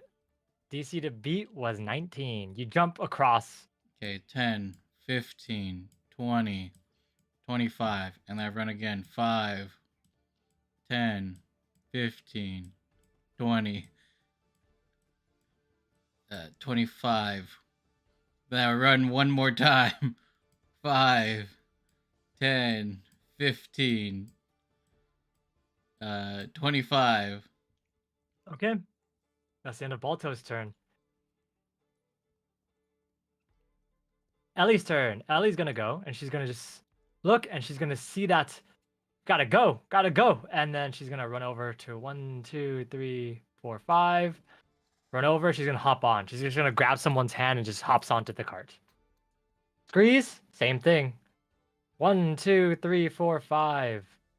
1, 2, 3, 4, 5. Hops on. James, he's breaking down some of the things. He breaks down some of them.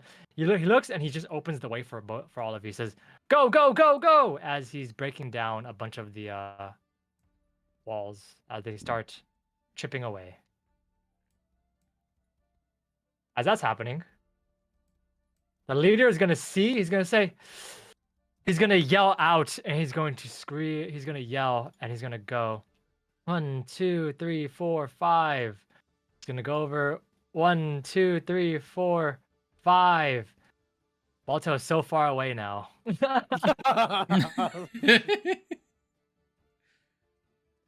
65. He can still shoot you from there. He's gonna shoot at you again. Yeah, doesn't he take minus?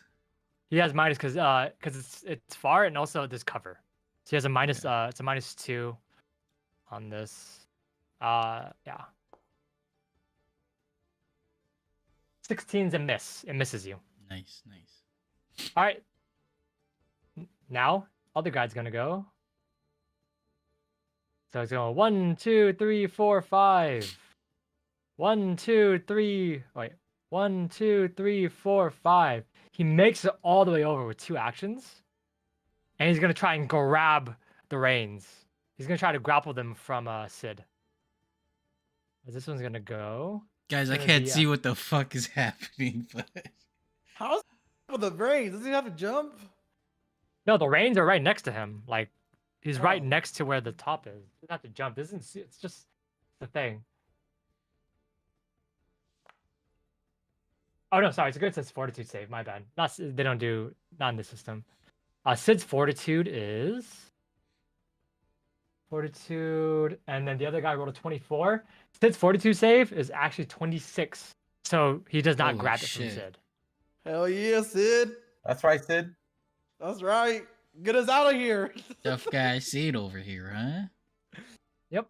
As this is happening, you guys begin to see that a person turns the corner. As you see a guide appear at the bottom right edge, all the way over here, The fuck? as well as another one that pops out to the north side as well. Oh shit. As he pops out, they've just arrived in combat. As they've been sneaking all the way around, Sid is going to get out his he's gonna take his foot and he's gonna shove this guy away. Athletics check. Athletics check.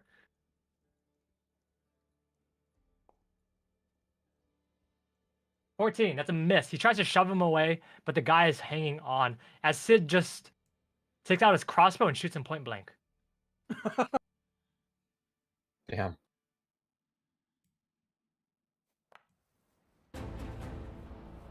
$17. Is that a miss? That is a miss against this one specifically. Yes, he shoots him point blank, and the last one he's going to try and shove him again, but then obviously.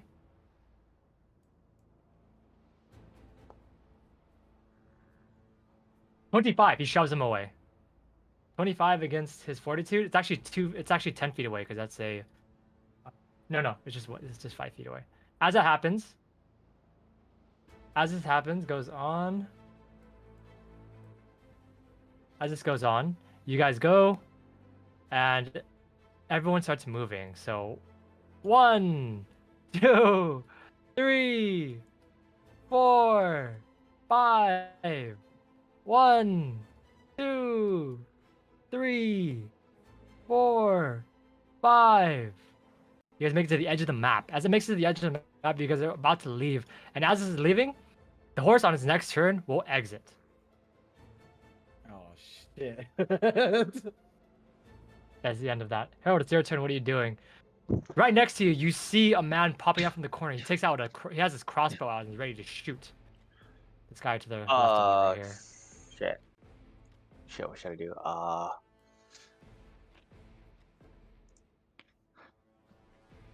these guys should have been moving forward like this.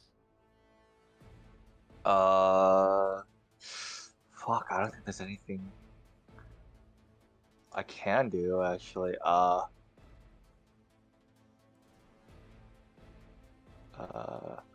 actually going to cast Jesus. Sanctuary on Sid. Okay.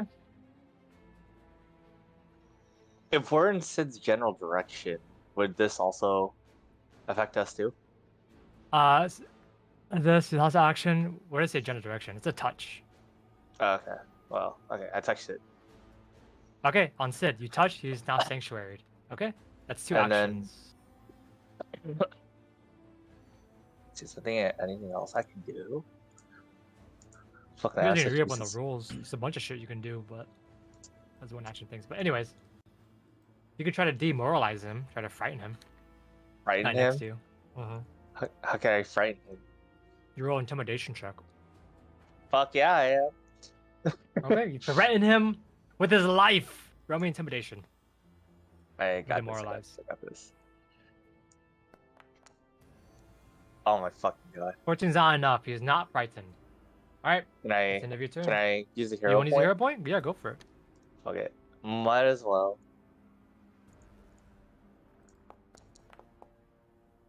19 against his will save. His will is higher than that. Fuck. Okay. Yep. Oh, never mind. That's my turn. Alright, all the guides moved as part of their turns. I moved them before because I forgot. Okay, Mike, it's your turn. What are you doing? I'm just in the car still, right? I mean, You're on top of it, actually. yeah. Is there nobody's near us? There's no There's point. there's literally a guy right here. Intimidate him. How do I even? Can I even intimidate as a? Let me look at my skill set. Hold on. Demoralize you're gonna do if you're trained in intimidation. I know. That's why I'm kind of like I don't think I have anything.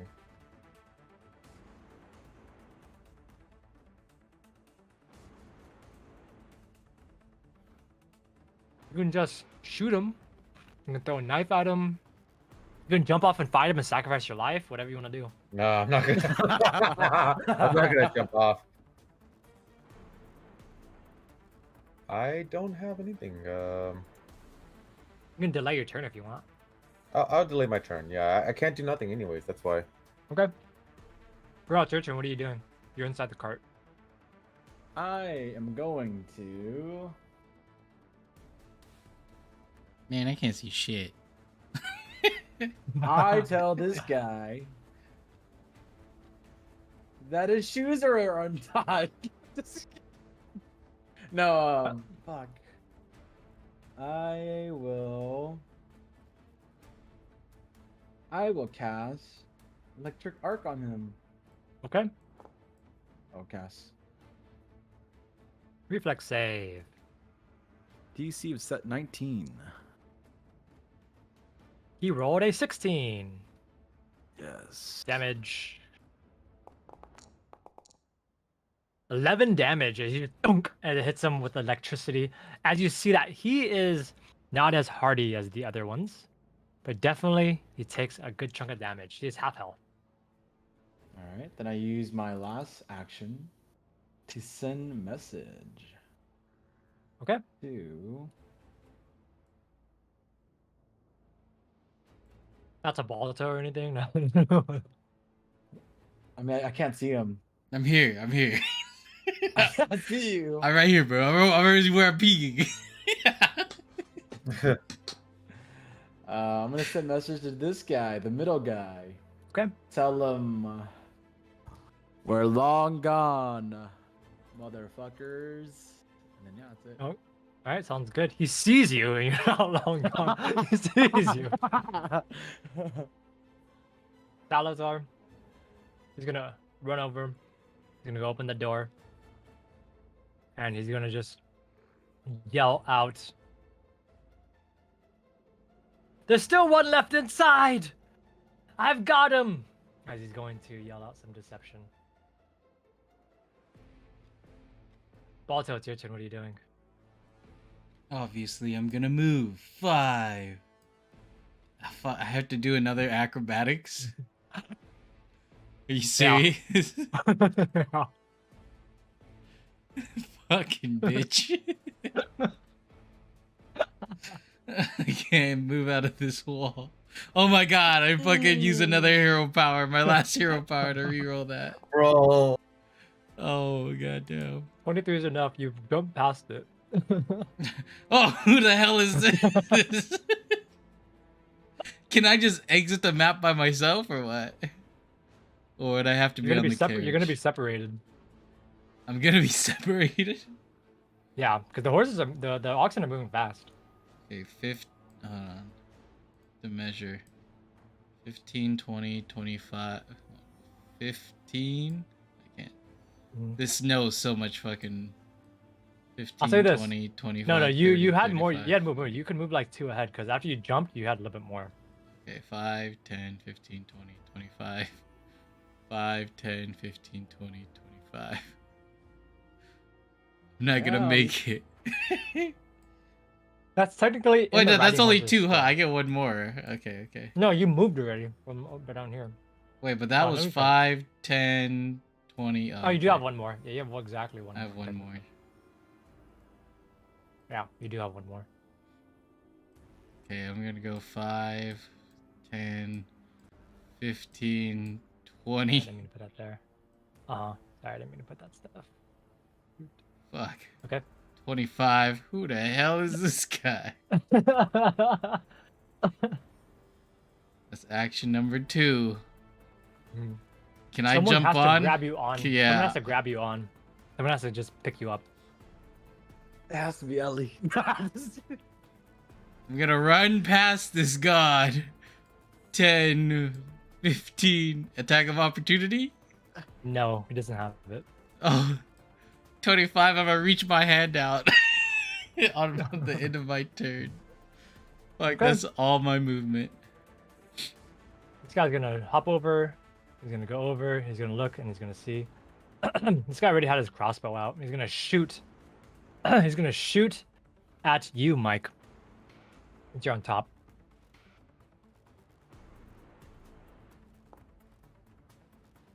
Against you, with the range penalty, it's a 10. He misses. That's the end of his turn. That's right. Ellie is gonna lean down. She's gonna try to grab your hand. She's gonna use athletics to pull you on. She's really bad at these. Normal. A 9. She tries to go and grab you, but you're too heavy, Balto. She tries to grab, and she almost gets pulled out herself. But spends her other 2 actions to try and grab you, and now Ellie is attached to you. So, that's the end. Grease is going to try to grab as well. He's really bad at these. He doesn't know that either. No, It's a my negative 1. fucking god. Screeze tries to No grab you and tries to fucking pull way. at Ellie. As he's pulling, you notice that Screeze tumbles off of the cart. No fucking way, He dude. tumbles off of the cart and he falls prone. As he falls prone, he gets up and he says, "Grab my hand, please!" Mike Hawk's gotta rescue all of us, man. Mike is so strong. James is gonna run over. It has to be One- Sid, bro. 1, 2, 3, 4, 5. James is gonna run over. He's gonna grab Screeze and hop onto the cart. Easily done. Yeah. He gets Screeze and grabs him on. 3 actions. This is gonna have to help you here, Balto. They're running. 1, 2, 3, 4, 5, 7. 70 feet. Is that the Coming. captain? Damn, that captain's fast. They're coming. As they're coming. Other one's going. Oh, this is the one right next to you, Balto. He runs forward. He sees you to run by him. He's gonna run for you, Balto.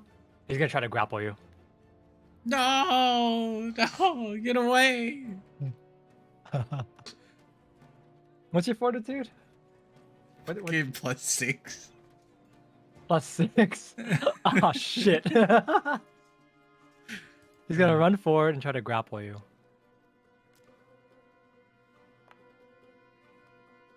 29, you're grappled. Holy shit.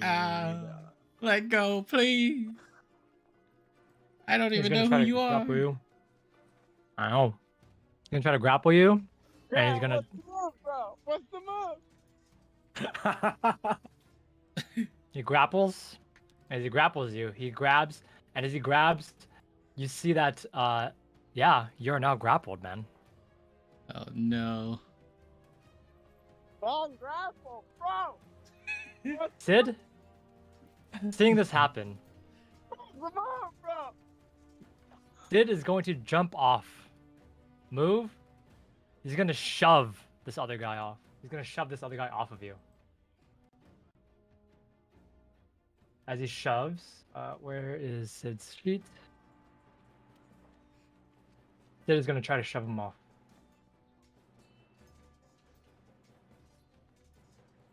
And all right, well, this is gonna be something, guys.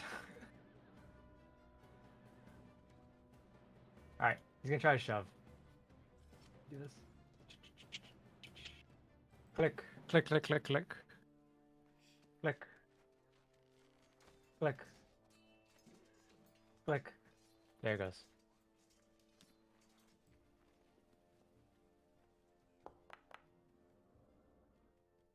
is enough. He shoves him off of you. As he shoves him off of you, he grabs you, Grant, and he throws you onto the cart. No. He throws Balto? He throws Balto onto the cart. No. But how's throws he Balto gonna on the- get back on? No. As he throws Balto onto the cart, the horse, the oxen, leave. No. No, wait. As they exit the map. Harold, you go next. What do you say? No, Wait, just wait. kidding. Can I stay? As Balto's thrown onto the thing, just thrown, you're tumbling onto where inside the cart. Boom! The horse runs out. You're now 70 feet away, Harold. It's your turn. What are you doing? Fuck.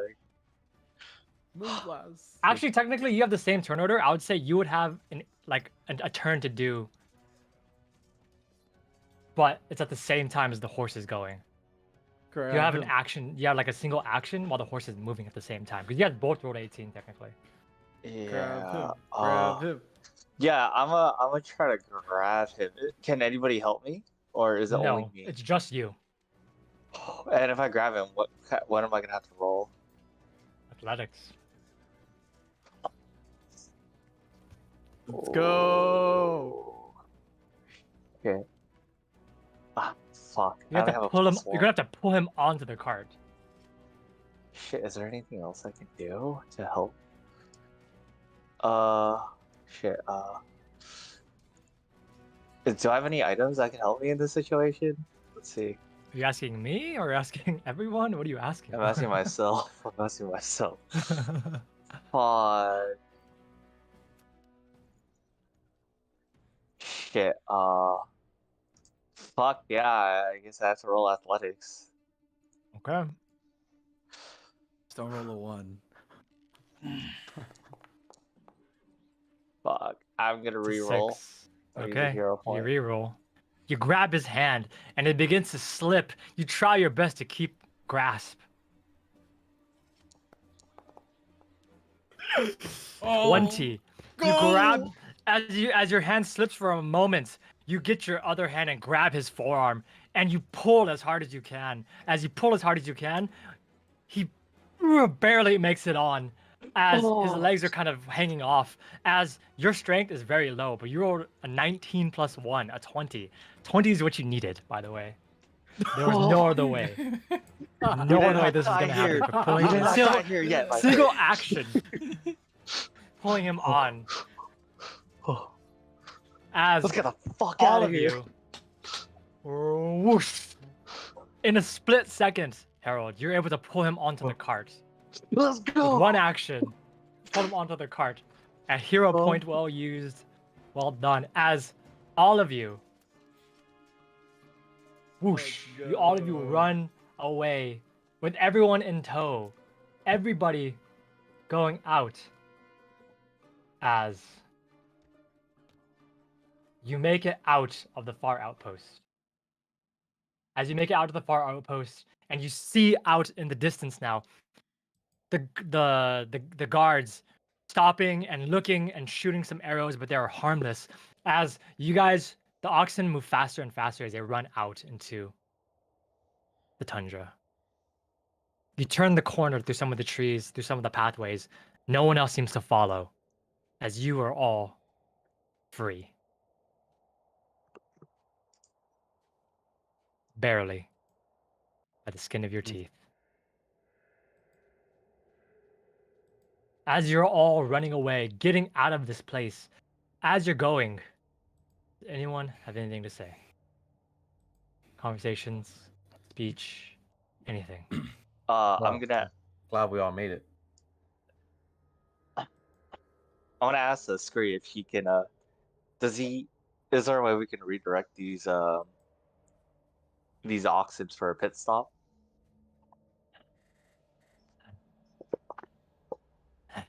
Screed looks at you, Harold, and he says, they do their best to follow the directions. But, seeing as they are in motion, I can try. Just give me some time. Take all the time, my friend.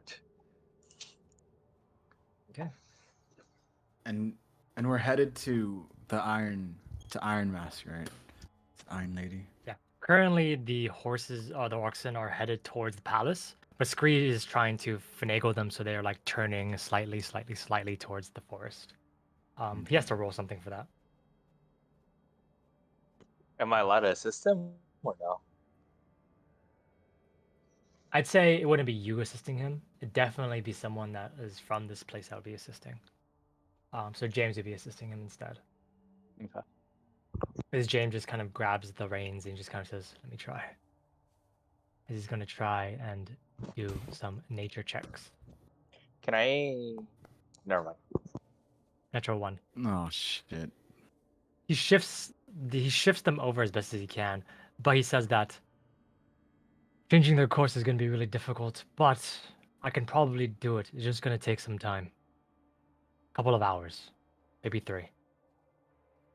We have to stop soon in order for me to coerce them or convince them to actually shift.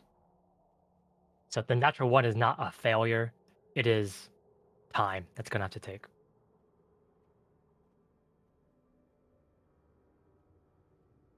So all of you together go out, and as you kind of go out into the frozen waste, past some of the trees into some of the pathways, you eventually,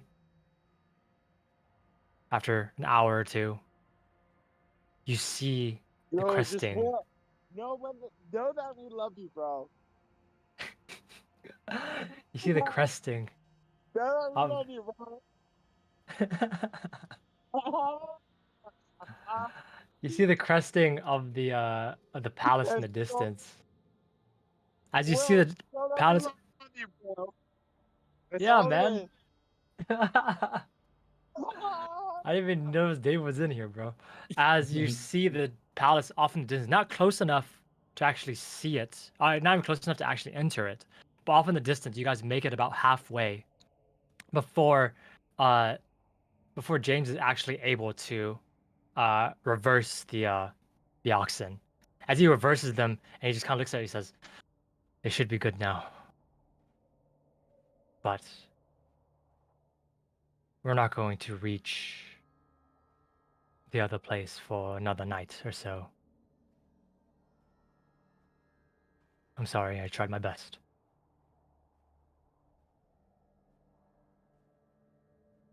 As that's happening, the oxen slowly turn and shift And they start making their way back towards the far wall outpost. Oh God. But as they're making their way back to the far outpost, he just kind of James looks at you and he says, "We can find a way around because they are no longer on their course."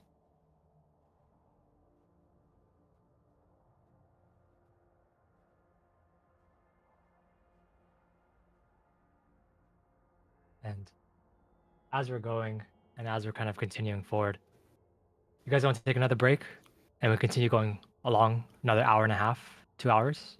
Yeah, we can take another break. I'm Good down. time. Okay, that sounds good. Okay. We'll take another everyone. break. We'll take another 10-minute break. We'll be back at 7:30ish. That's probably good. fine. Alright. Okay, sounds good. One more break.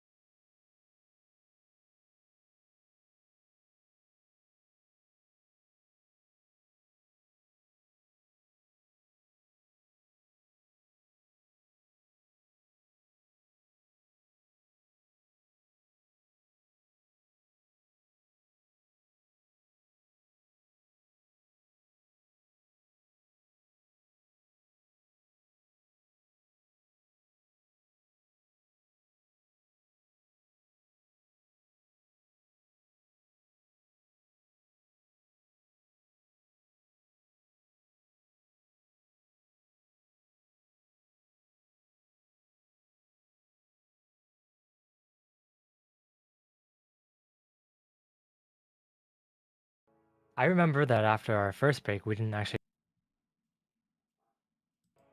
Oh, that's true. So let's roll for hero points this time. And usually we'll only have 2 breaks, so we're only going to do this one roll.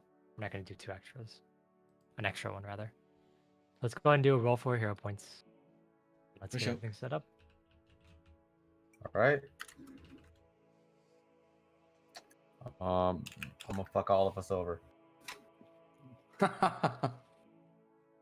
Tim's his the only one who heads. wasn't on board. Here's tails. It's tails. Of course. Damn. Told you guys. So, quick recap. All of you were able to escape from the far wall outpost from being stopped by many of the guards, and barely able to scrape together everybody with some crazy rolls, of course. All started with Balta wanting to take a shot.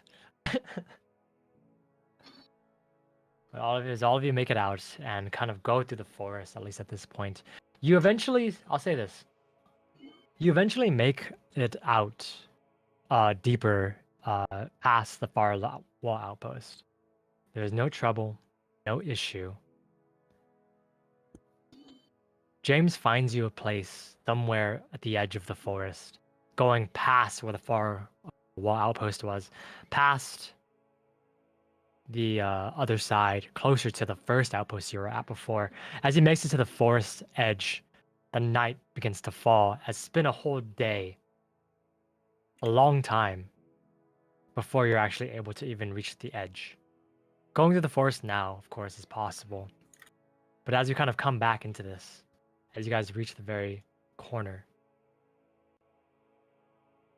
what was everybody doing during this trip to this place? What was everybody saying? Any conversations, anything like that? I Because was if gonna not, talk. we're going to be making camp. Go ahead. I was gonna go ahead. talk with Scream. I was Okay. gonna ask him just to remind me. How long until the king is supposed to be dead from now? Originally, if we were to follow the script. As he just kind of looks, and he just kind of says, I don't know exactly when it all happens. I deliver the poison today, and then I make my way back to the outpost. That's usually how that works. I So see. we're already a bit out of sorts at this point. Thank goodness. And he looks at everyone else, and looks at everyone. We have and he just eyes for a second. He eyes James for just a moment, and he just looks back and he says, "We only have one actual resident here, and I'm pretty sure the warden hasn't done his thing, so we should be fine." His thing? You know, didn't I explain to you? Where he touches What? them, right? Yes. Oh, I see. Yes. So we only have one person here that can be taken over, so we should be fine. We should be okay, unless somehow, I don't think that's gonna happen though. The warden won't know where we are.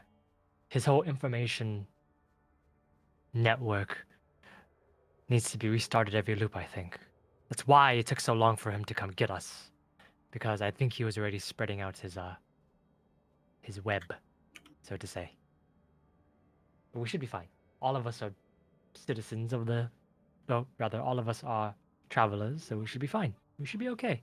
Unless someone obviously is in cahoots with one of the fairies, maybe. Definitely not me. What fairy did you talk to? I Did didn't you talk to talk any to- of them. I haven't talked to them for so long. I've been playing my role for a long time. They usually only come at the beginning, a loop, or the end. The ones in the middle means something's bad's gone wrong. So he kind of crosses his fingers.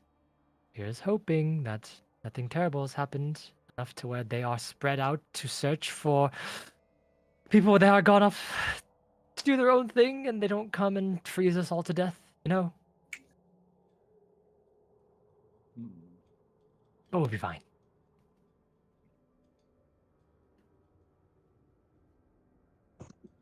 All right. And then I say, Scree, why do you keep looking at me like that? Hmm? I mean, sorry, I just can't keep my eyes off of such wonderful fur. Yes, Well, I do trade in furs. well, I apologize that for came not out being wrong. able to save your life before the reset. It's all right. It's fine. I really tried to disarm Kosi J before he took that final strike, you know. I know. I know you tried.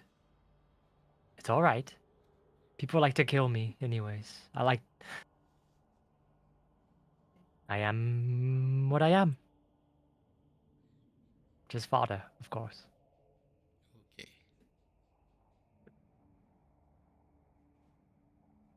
As you guys are talking, kind of moving along the path, you see Ellie this whole time has just been kind of just thinking, silent. She asks a couple of you a couple of questions every now and then, but they're inconsequential. She's not really conversating like she usually does, of course. James is silent most of the way through. Sid thanking Harold, of course, just for, picking him up. But he just kind of looks You're at you, not- Harold. He just kind of, thank you, but I would have been fine being left behind. Why is that?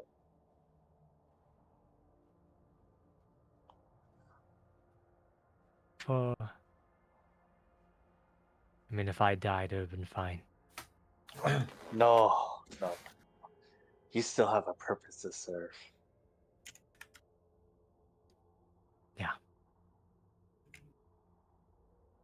Yeah, always a purpose. Yes. I'll be of use. Don't worry. Even without my armor. Damn, I didn't mean it like that, but Some more time passes by, and James just kind of puts his hand up, telling everyone to. We've reached as far as we can go today. We probably have to set up camp here, probably against one of the rock walls. Make a fire. Tomorrow morning we can probably find her. As you see James just kind of just lead the oxen to one of the sides of the rocks. As he kind of leads it off, you guys kind of reach this small kind of enclave. And as you kind of reach the small enclave, it blocks some of the wind and it blocks most of the snow. Though it's probably the best you're going to get, at least at this point. There's a tree above you, and just if you shake the tree, all the snow is going to fall off, so just don't do that. But it just seems like it'd be the best place to actually stay, at least for the night. James just kind of just ties the oxen to one of the heavy log, and he just kind of jumps off of the cart, and he just starts to gather some dry wood for the fire. Don't wander off. You'll die out there. As James goes off, and he starts gathering pieces of scrap wood, things that are dry enough to actually start this kindling. The rest of you, what are you doing? This camp is now going to start being set up. I asked Geralt and Harold if they have any more spell slots left for today. I do. Do you want I to do, load my spell striking boats with some of you guys' spells? Aha. Unless you want to heal your enemies. I am not the one to talk to. Don't you have like a moonbeam I can use or something? Can you use those? Those are focus spells. I would say probably not. It has to be exactly a first level spell. But I'll say this. You can throw a heal or a sanctuary on it. It'll shoot them, but the spell will then go off after. Wouldn't that help them more? Talking about on your own allies. Oh, yeah. I can give you one of mine spells. Do you have Does anyone have Magic holy missile. heals? Is your magic holy, Harold? Your heal spell? Yes. It is positive damage, yes. Yes. Yes. I'll give you a 2-action. Those are your Uh, options. You can't give a 2-action heal on this, by the way. Alright, I give you a 1-action. Take it or leave it. 2-action heal doesn't really shift the thing. Actually, let me check. But Alright, and you want to give me a magic missile, Geralt? Is that what you did? Yeah. Okay, I'll take a magic missile.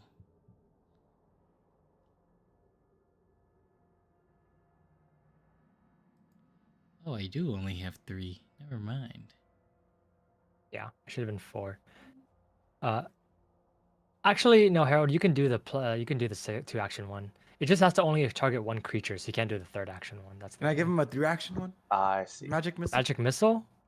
I believe yes, you can, because if it's still the same spell slot, you should be fine to do it. I'm giving you 3-action magic missile. Nice. So just note that you have that one and that one. Make sure to just adjust. But while this is going on, I'm looking through my inventory. I'm like, man, what can I do? You know, Mhm. I see here I have a McGold history book. I don't think I've gotten the time to read it yet. So I'm gonna try to No. find the keywords Kinmore. You take out the book and you start reading. It takes some time. You're gonna be doing this for the rest of the night. It's a textbook. Yes, I'll do it for the rest of the night. And if we're doing watch, I'll take first watch and I'll do it during that too. Okay, that seems fine. So as you guys are kind of getting everything set up and ready,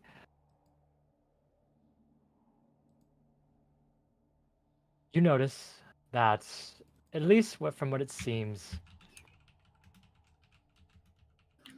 Ellie has been pretty quiet the whole time. She's not been talking, and she's starting to just kind of.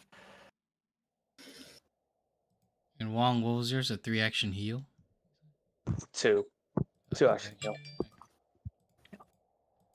She just kind of relax, trying to relax and just see her. And she's just kind of pacing the camp a little bit, but it's probably just stress. Probably. James kind of comes back and brings a bunch of the kindling and just kind of starts making a fire. He's easily able to make one. He's done it before many times.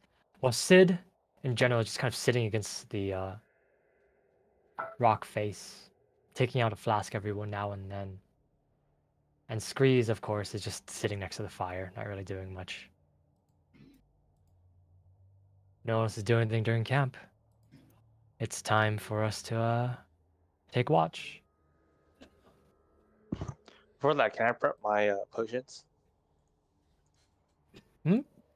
Can I prep my potions?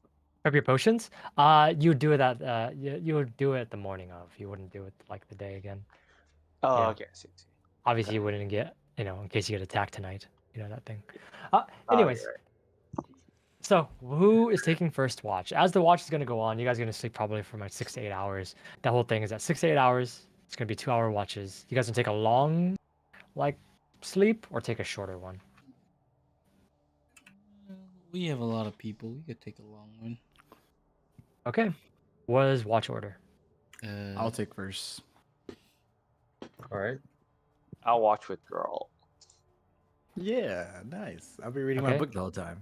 Your second. Actually, wait. Actually, I'll watch it with Sid. Okay. Okay. Geralt is first watch. Anyone going with Geralt?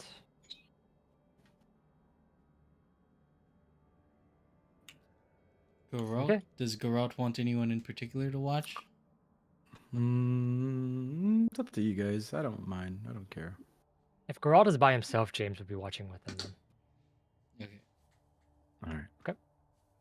So Geralt and James, second watch. Who's going to go second? Let's have Mike and Sid. All right. Okay. No, it's Harold and Sid.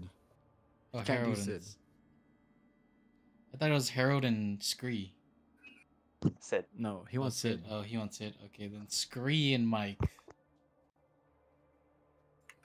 Okay. I don't know, man. I think it'd be pretty funny if it was Scree and Balto. I know, I think so too. Okay, it can be Scree and Balto. It could be Mike and Ellie, and then freaking I Scree and know Balto. you want to do Balto and Ellie, but Okay. Okay, let me rewrite this again. Geralt and James. Harold and who? Sid. Sid. Balto and Screez. Then Ellie and Mike is last. That's right. Okay. Jeez. All right. Everyone gets an NPC. Everyone gets an NPC to hang out with. All right. For sure. You know, maybe it was good you guys had a natural fail, you know? Maybe it was it enabled more roleplay, you know? Anyways, Will loves this part. I love these parts, you know? Doesn't take like 6 hours. Four different Anyways, conversations. as you guys turn down for the night and kind of just pull everything in, as it kind of goes through, you eventually go to sleep. The winds still come through, although the light kind of just doesn't, it's never absolutely dark. You can always see the sun like cresting along the horizon, but instead it's kind of like the dimness, the clouds kind of come in, almost as if the world itself is saying that it is nighttime. You guys feel the drowsiness kind of come on, and some of you go to sleep, while others do not. Geralt and James.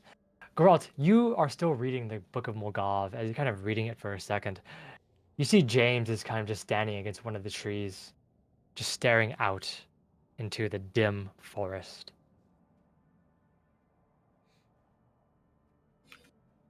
Can I have your roll perception for me? Okay. That is a 9. You're busy reading a book. God damn it. Oh my god. It's a 9. You're busy reading a book as James is kind of going out there and watching around the forest. Time passes. For the first 20 to 30 minutes, there's nothing said. The next 30 minutes, nothing else. Geralt, you're reading your book still, while James is just staring out into the wilderness. It is silent throughout your entire watch. Both of you have nothing to say to each other as the watch finishes uneventfully. James goes over to wake up Harold and Sid. As he goes over to wake those two up, Geralt, you glean from the book. Can you please roll me?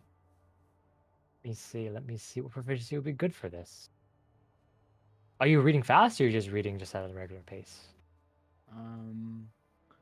At a regular pace. Regular pace? Okay. Roll me society check.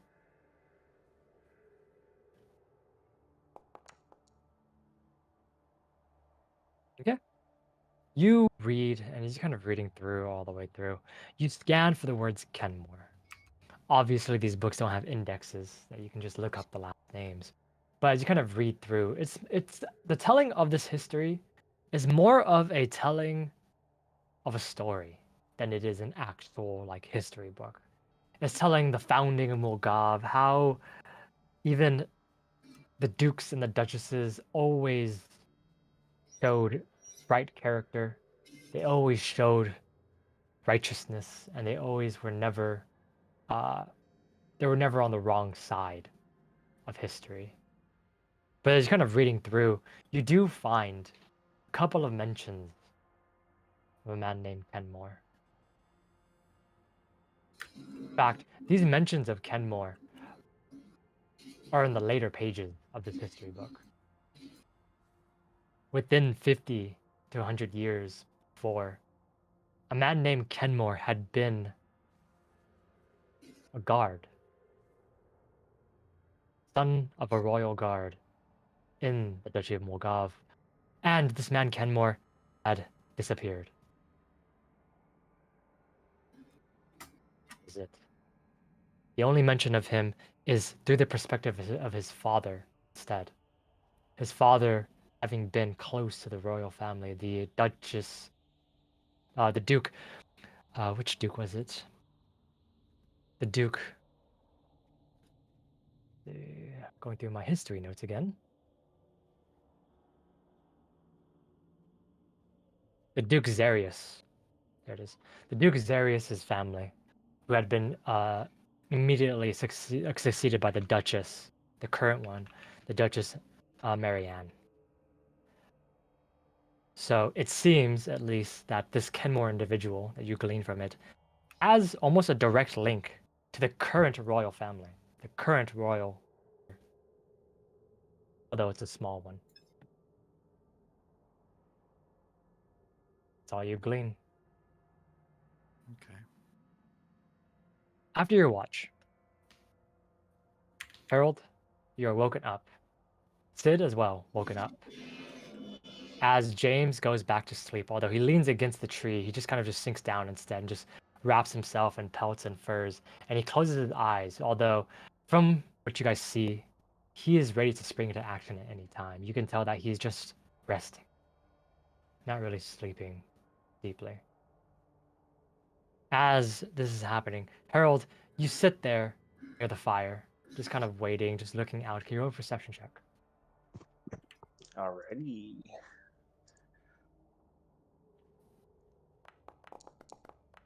Nice. It is an 8.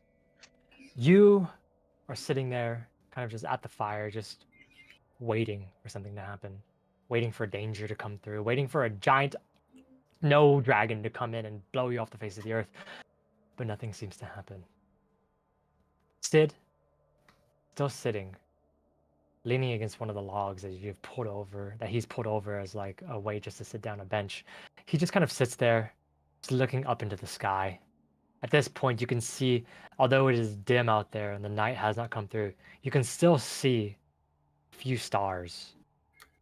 Although they are difficult to make out, only the brightest you can make them out through some of the clouds and some of the fog. As you're kind of just sitting there, just waiting, the fire crackling. Are you saying anything? Are you doing anything? Or is it a silent watch? I take out the bottle of ale in my bag and I pour a cup. 2 cups. Okay.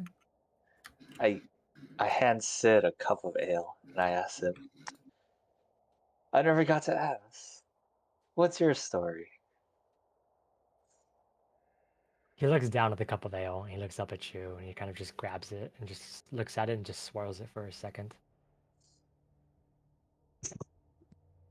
My story is more expensive than just a single cup of ale, my friend.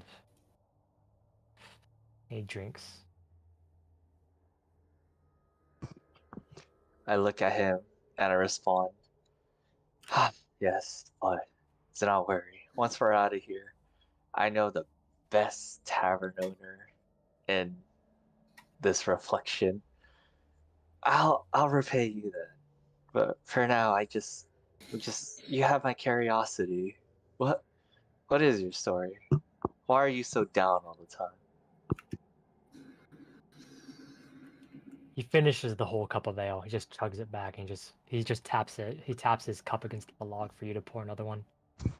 I just fucking hand him the bottle. You hand him the bottle. He just gets it and he pours into his cup. He just puts the bottle back onto the log.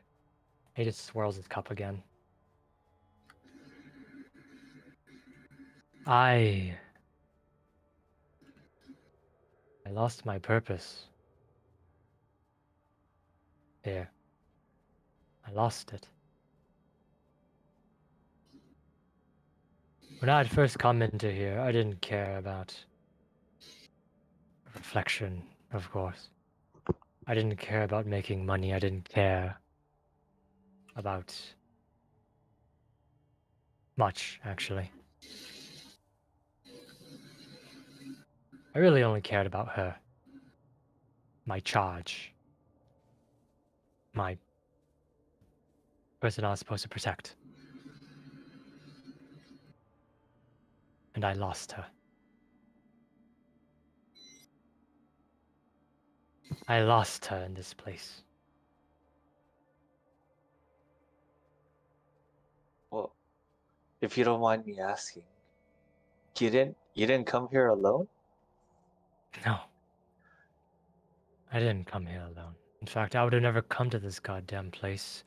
Or any of these reflections.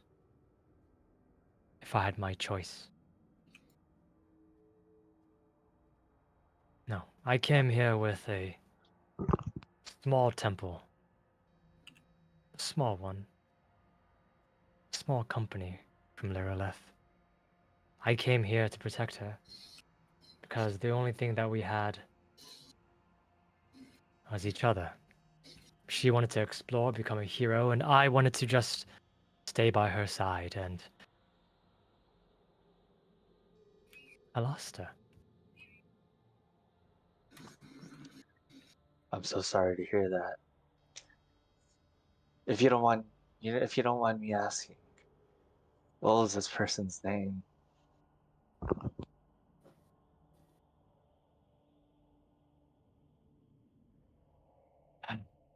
He just puts the cup that he hasn't drunk at all from. He puts it onto the log. He takes the bottle. He just starts chugging the bottle. He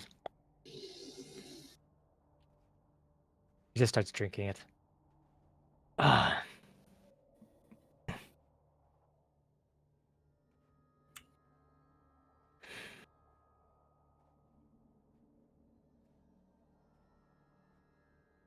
Her name was June.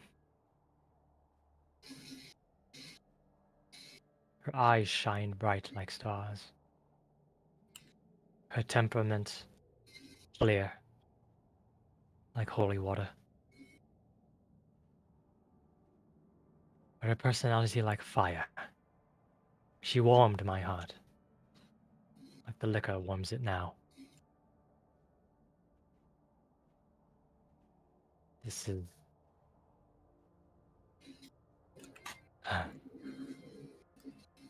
This bottle is all I have now. That's it. And I'm afraid to go back out there. To a world without her. So in some way, if I stay here, I'm still with her. But could you really classify that as living? Don't you think she would want you to have a better life? I don't think she thought of me at all, actually. Sure she I wasn't important to her. I was just another guard. Another one of her protectors. You're not just a protector. You, you're the protector who stuck with her the longest. You're the one who came into this frozen wasteland, protecting her.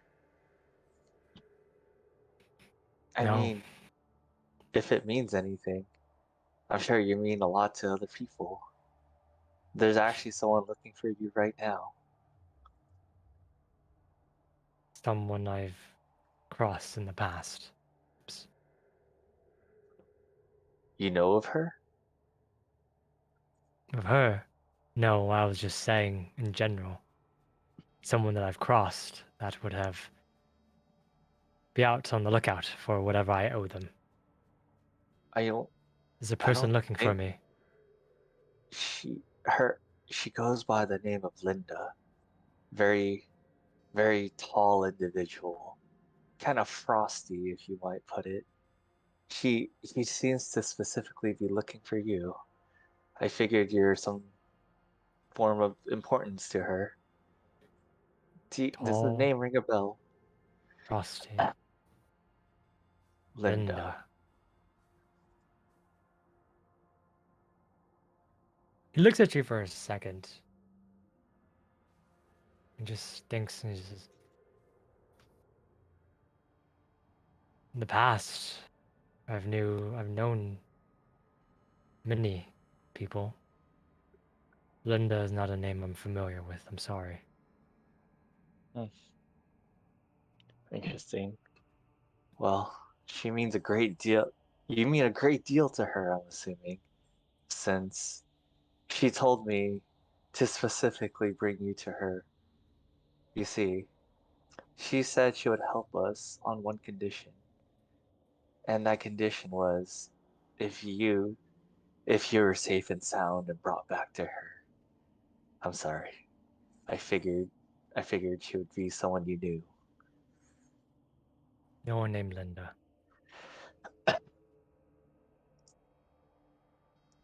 But I'll keep my eye out. Tall, frosty, beautiful, you said? I'll keep an eye out. I'm not sure about that last one, but yes. Ah, as I pour him another cup of ale. Oh, he drank the whole Ah, thing already. I pour him a cup of fucking snow.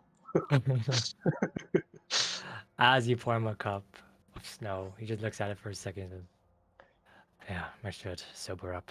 We're going to go into a fight probably soon. He Soon, most just likely. chomps in some of the snow. But I want you to know one thing. Might not mean a lot to you, but at the end of this, I still consider you my friend. I wish I could say the same. It's So I okay. will. I will. I will say at the end of all this, I hope you consider that I was a friend. Of course. Of course. I pat him on the shoulder, Yeah. try to And he, consolidate him. yeah. And he pats you on the shoulder too, but it's much harder. He just kind of, it's almost like a slap on you because you are very frail. Just, it's like, but I you're fine. cough.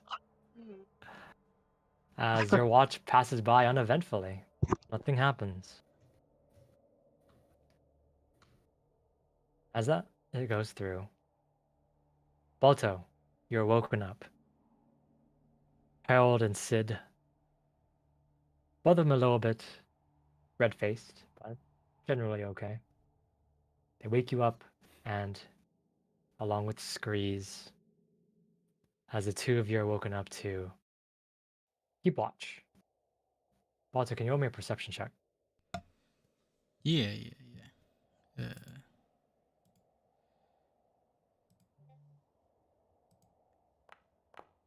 19. As you kind of sit down next to the fire to warm yourself up, there's been kind of almost like a dampness that's been next to you. You kind of shake yourself off a little bit, dry some of your fur. Screeze sits a little bit of ways away from you, actually. Although still near the fire, you notice that he's just kind of sitting next, well, the log nearest the oxen. His eyes kind of dart around for just a moment and he just kind of looks around for a second. His eyes just kind of shifting every time he hears a creaking of the trees, a shifting of snow, and he just kind of looks and he looks, but he just always breathes a sigh. He always breathes a sigh of relief after you see him just kind of be a little bit paranoid. Quite During this paranoid, aren't watch, you?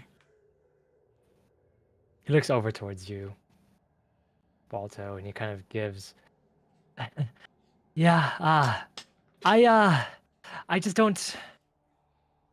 I've just never been in this situation before. Oh, no, I have. Out in the cold by myself, dying of frost. I've been in that situation, but not in this one where Hmm. he just kind of stops. How many other? How long? How long have you? How many years were you alive in the realm before this? Outside of this realm? Oh? Oh, you're talking about, oh, and it, I, I, I mean, when I entered this reflection, I was probably just on the other end of being a boy. Oh wow. Are Yeah. you a canary? One what? that can pass through reflections? A what? You said a canary? A bird? I'm not a bird. Oh, I'm a cat. sorry. Must have mixed it up. I thought you were also a traveler once before. As I am, yes, but I mean, honestly, Bog Balls, seeing the people that pass through has always been a wonder for me because all of you always seem to. Actually, all of you always stay the same.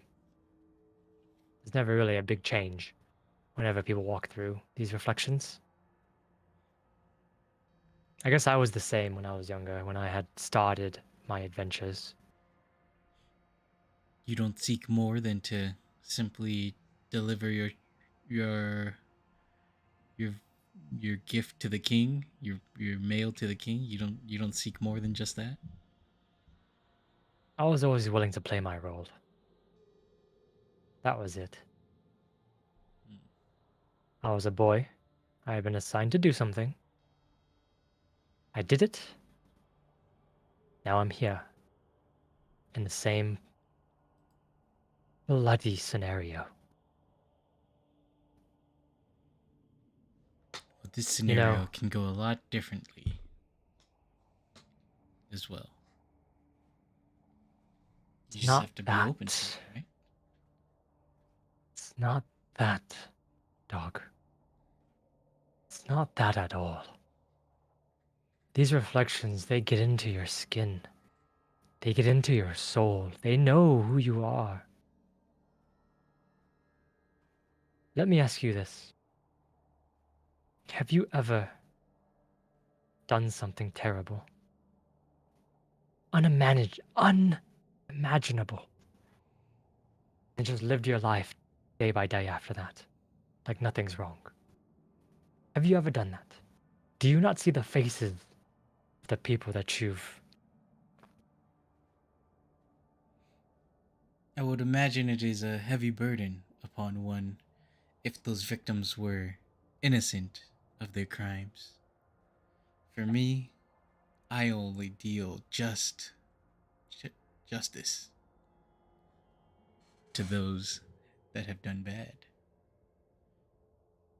Then you and I have a different perception of what is right and wrong. No one deserves to die. But to survive is to kill and betray and lie and steal and murder and cheat. There's only survivors and the dead. Hmm.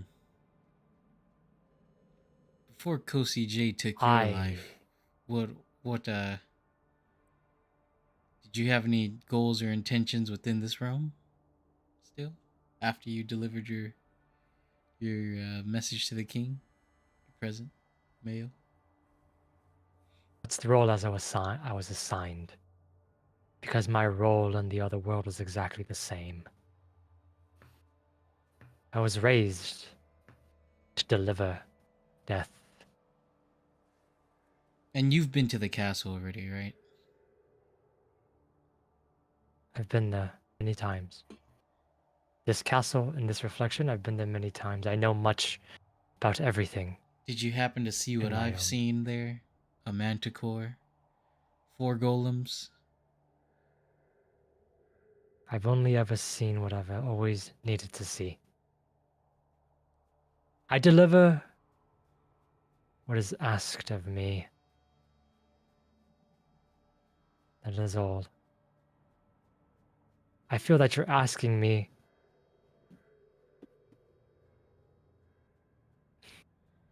I feel that you're asking me of not who I am, but what I know. Well, both of those are right. Just want to see where your morals are within this realm. You're asking if I'll betray you. No, just asking to see what your intentions were, since you were the cat with the motive. And So surviving sounds like a pretty low motive for someone so important. I'll tell you this, dog. If I betray you, and you ever find it in your justice to kill me, do it. Because that is yours. That is your justice. I'll deliver that justice once I find your true motive. Survival doesn't seem like what your true motive is. There might be something deeper than that you're just not willing to reveal.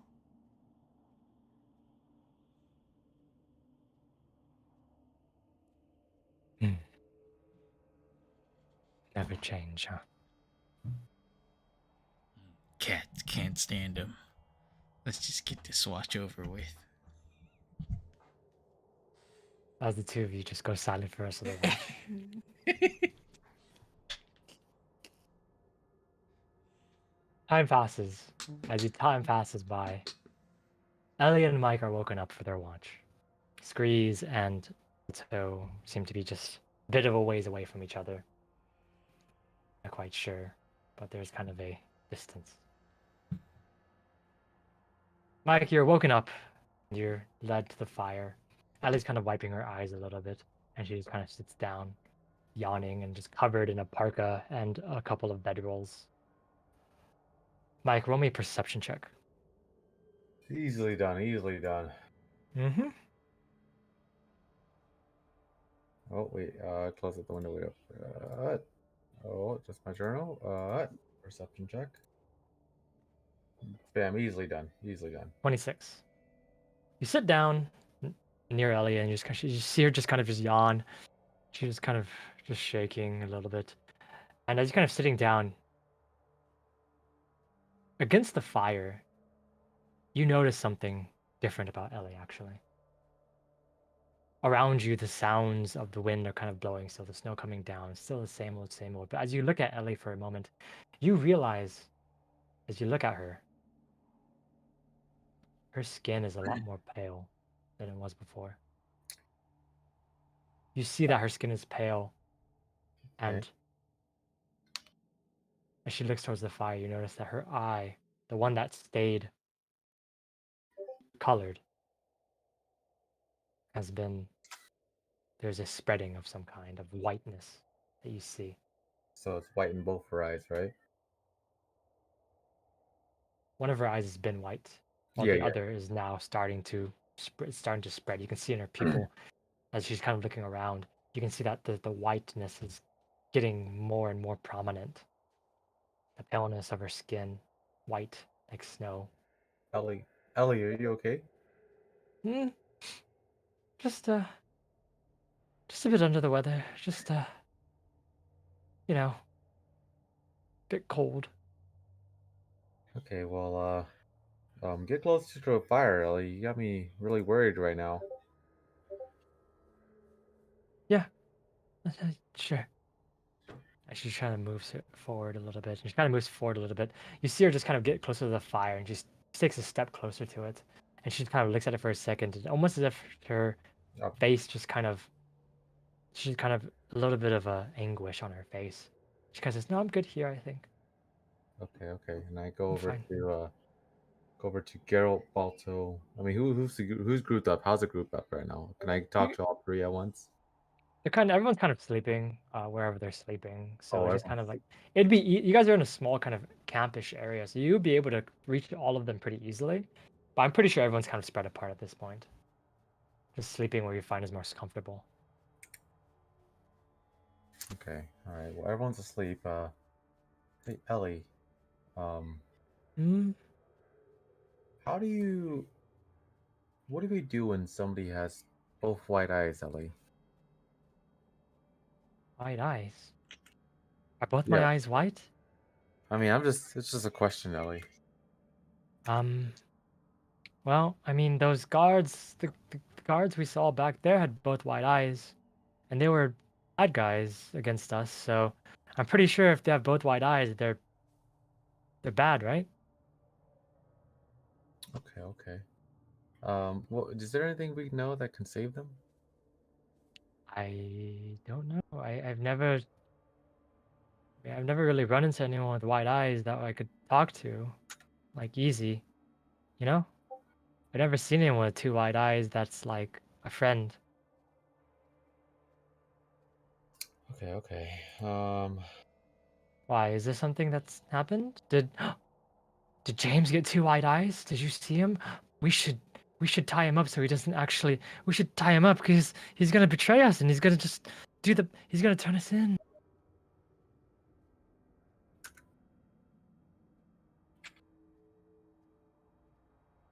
Ellie, I don't know how to say this, Ellie. You're out. Mhm. I'm just gonna be honest with you, Ellie. What is it? I'm afraid, Ellie. Your eyes are turning a little white. Both your eyes, your other eyes, now turning a little white. But I feel fine. I don't feel like I want to like hurt you guys or anything. I'm just cold. I'm just like really cold. Like fire doesn't do anything. Like I'm just really. It's freezing out here. You know. I just Okay, Ellie. Why I don't just you want get to. some... What? I just It's want to go okay. home. It's okay. This is just so. I thought this would be really fun, and we go out and we explore and everything, but I just want to go home. I want to go back to Bernard. I want to see Jeffy. I miss them. Just get some rest, Ellie. I'll keep watch. Miss them a lot.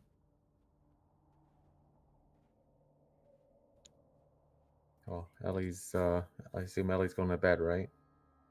And I'm just keeping watch. Yeah, she just kind of lays back down near the log. Okay, and I'm keeping a close eye on her. Okay. Some time passes. As the watch goes through, you hear the sound of her breathing just steady, Mm-hmm. and then you hear it disappear. You walk over to where she is, Okay. and you see that her face is completely white. Is she okay? Is Her her eyes? crown has now become a bright blue Oh, shit. She's and wearing a crown. grown in size. Kind of walk over to her and you kind of just touch her. Her skin is ice cold. Oh shoot! She's not. I wake up Harold Geralt, and I leave Balto asleep. Yes, you walk over to the two boyfriends and you just kind of walk over to them as you just see them. You see them just sleeping onto the sides and just kind of walk over and wake them up very quickly. Hey guys, wake up! What? Ellie, her eyes are white and she's cold, and her crown is grown. What do we do? I don't. What? What? Wake up! Get up! I slap him awake. Get up! You slap him awake super Ah! hard. Roll Who's the for first one you damage. slap awake is the question. Harold. Harold. Oh, Girl, you see this happening from a distance. I reached my hand out asking for a girl to help me. As for desperation, I'm like, help. Wake up, guys! We got a problem. What time is it by now? What time is it now? At this point, you can see the cresting of the sun starting to come through the clouds. It's about to be dawn. I think Guys. we need to leave now. I feel like Cold Iron would know how to deal with something with this about this. Guys, I'm worried for Ellie. I don't want to lose her. She's gone through so much. Her eyes are white and her crown is growing. Her crown that we can't even pull off. I'd It's like growing. 2 cups of ale, man. You gotta talk a little slower. I slap Harold again. I slap Harold. Wake up! No. Snap out of it. I'm sorry. Harold, I'm up. get it together. I shake him. Get it together. Get it together. You wake him up, and everyone else wakes up from this commotion as well. Is Ellie awake? Ellie is still asleep. Can I do some kind of roll to like try to figure out how to slow this process? Yeah, you'd roll me occultism because you know that this place has mostly been occultism. I use detect magic. Okay. Set a pulse, you receive no Oh thing. my god. You choose to see magic items by going spells. This like this. It is not a magic item, nor is it a spell. Oh, I'm going back to sleep. Guys, You We run have to over. leave soon. You walk over to Ellie and you just kind of look at her and you kind of just examine her. You're not trained in medicine, are you? Who, me? Yes, you. Medicine. I am trained in medicine. are you Trained in plus six medicine or as what? well. You look Mhm. over and you just kind of just look and you just kind of see that the cold has spread to her whole body. You can tell that like through her toes and her fingers. She's ice cold. And you can see the crown kind of growing in size, even through her parka, kind of cutting through pieces of it as it's kind of just pointing out. And you kind of see that her skin, from where the crown is on her head, there are blue veins going down. And you kind of look at this for a second. You touch and you look through her, you open her eyes a little bit and just kind of see both. And you see that her eyes still, although it's completely white, her pupils are still there. As you kind of see some of the white shift as you kind of shine almost like a little bit of light into them. They dilate. There's still people there, it's just colored white. As you kind of look around, you kind of just try to see what you can do to stop this. And you test with a bit of fire, a bit of warmness. And the fire does nothing. In fact, as you kind of bring it over, you notice that the skin that you bring it to almost seems to start charring I as see you if I just can. quickly take it away. I see if I can take her crown off. You try to go to a crown as you just kind of grab the crown with your bare hands. Man. No, not with my bare hands. I'm wearing gloves. I go, stop! Don't touch the crown. Oh, okay. Is Okay, is her stop. skin being frozen over or what? No, it is still soft like skin. It's just cold like ice.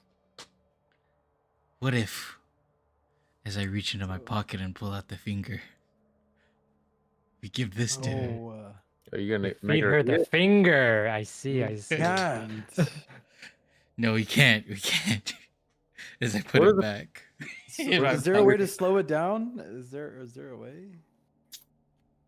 You going through all of this, you find that it's going to be difficult to do. There is something magical going on, but you're not quite sure. With Yeah. Is Harold's the kind of detect finger's magic, power any stronger? Are we closer to the castle or no? you guys are actually farther away. Oh, okay. You haven't tried. Fuck. Well, I'm Is gonna. Ellie awake or no? No, she's not awake. But then you see that it's not that she is like there's a disease, well, kind of is, but it's more like that the crown is gaining more, just getting bigger, and it's just something is happening. As I grip the finger, I'm gonna try to melt the snow around me first to see if it's working. You kind of grip the finger as hard as you can and just start touching some of the snow around you. The snow is melting. All right, I'm gonna do it, guys. I'm gonna grab the crown Can I help? with my palm. Help for a plus, you know? I'd say this wouldn't. You can. What are you gonna help doing? What are you specifically helping with? I'm helping him Can pull I it actually off. help since I rolled a occultism? Helping him pull it off. Geralt, you can probably help. That's fine. With you, with Mike trying and help pull it off. No, Mike. Not Mike, me, Balto. Okay. Balto, what are you doing with the finger specifically? Are you just gonna just hold it against her? What are you doing? I'm just holding the finger, and since my other hand was able to melt some snow, Mhm. I'm gonna try to grab the crown and try to like melt, see if it's gonna melt, or see if I could, see if it'll slow down, go simmer down. Okay. Are you gonna try to grab it with your bare hands? I am. Okay. Geralt, how are you helping?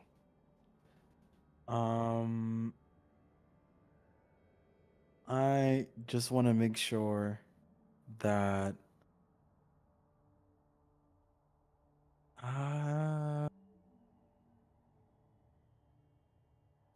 I don't know how I'm helping.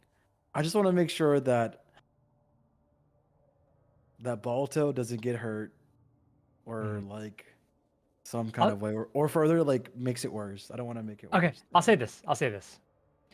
With your occultism, you're able to figure out at least that fire, like actual fire, will harm her instead of warm her. And the biggest thing is that you can tell, you can kind of see a little bit of the flow of magic kind of going through, and it's a different kind of magic. It's something you've never encountered before. And the biggest thing is that although you can kind of almost see, all magic in general follows a pattern. It follows like a certain kind of pathway, basically. You would be able to stop Balto if it got worse. I'll say that. That's how you are helping. Because you can tell immediately if it's going to be getting worse at the moment. And I'll say this will help if it gets worse. Because unless you're physically trying to pull the crown off and just helping with Balto trying to pull it off, that would be the only way, through warning or through a bit of knowledge. I think Balto's trying to melt the crown with the finger, correct? Yeah, I'm just trying to melt the All right, crown. Balto. Yeah. Mm-hmm.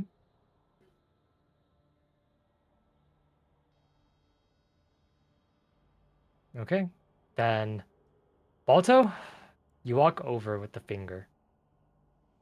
You grab it and you go over to touch the crown. As you go over to touch the crown, you put your paw on it. And the moment you touch it with your paw, your entire hand just freezes instantly as you lose feeling in your entire hand. As it freezes instantly, you notice that there is the moment this happens, a pulse of warm energy comes from the other side as you feel that the finger is pulsing through your body, as there is a small wave of warm energy emanating from it. From your left side all the way to your right, you see that the pulse of energy is keeping away the frostbite, but your whole hand is still frozen directly to the crown. As you hold it there for a second, you begin to feel the finger pulsing more and more and more and more. As it begins to pulse, the frozenness of your hand, the feeling in your hand starts to come back. And as it begins to start coming back, you begin to feel your hand from the wrist going all the way up. You begin to feel your fingers becoming warm and fleshy again. You begin to feel them becoming regular again. And as the pulsing continues, you realize that once your whole hand is unfrozen, the pulse will now enter where the crown is. It is a struggle, but eventually the pulsing starts from your fingertips going into the crown. As it starts going into the crown, you see that the pulsing whoosh goes through, and you see Geralt specifically as well. The two of you see, whoever's looking, that the entire crown lights up Oh shit. in blue flame for a moment, as if it's a pulse of energy. You see the blue flame just whoosh, almost as if it's a halo of flame, just pulsing through, as you see the pulse from the finger continuing to make this crown blow up in flame, as if it's a spark, a small explosion of blue flame, just as it keeps going through. See Elliot's eyes open. And as they open, she looks at you, Balto.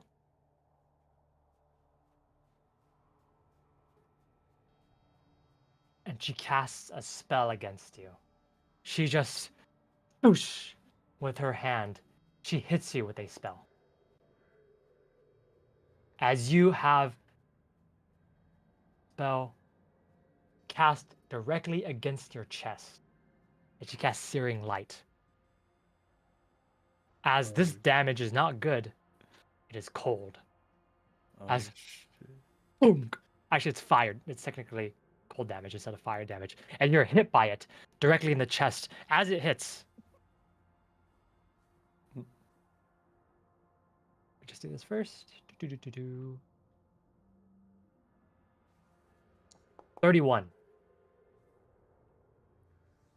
directly against you. Whoosh, as it hits you directly through your chest. You take 20 cold damage as it just goes straight through. As it goes straight through, you feel something in your chest just almost freeze for a second as the pulsing of the finger melts it. But as it goes through, you see Ellie something strain out words as it says, "Leave me alone." As you see that, you notice the crown begins to shrink in size. And it shrinks in size. Ellie collapses to the floor. As she collapses to the floor, you see that the crown has now shrunk. Not as small as it was before, but without some of the grandioseness it had. As you see the crown begin to go through, and you see the color begin to return to her skin. As you notice that one of her eyes, half, then a full, one of her eyes is fully back to color. She is now unconscious. Of course she is. Hmm? God. I think that crown's. I think that finger is the cure Grant, to this. By the crown. way, Grant, is 31 higher, 10 higher than your AC? It is 10 higher than my. You're a AC. crit, actually. You're unconscious. Oh shit. Oh shit! You took 40 damage. Did you die? Did you die? Yeah, you're just unconscious.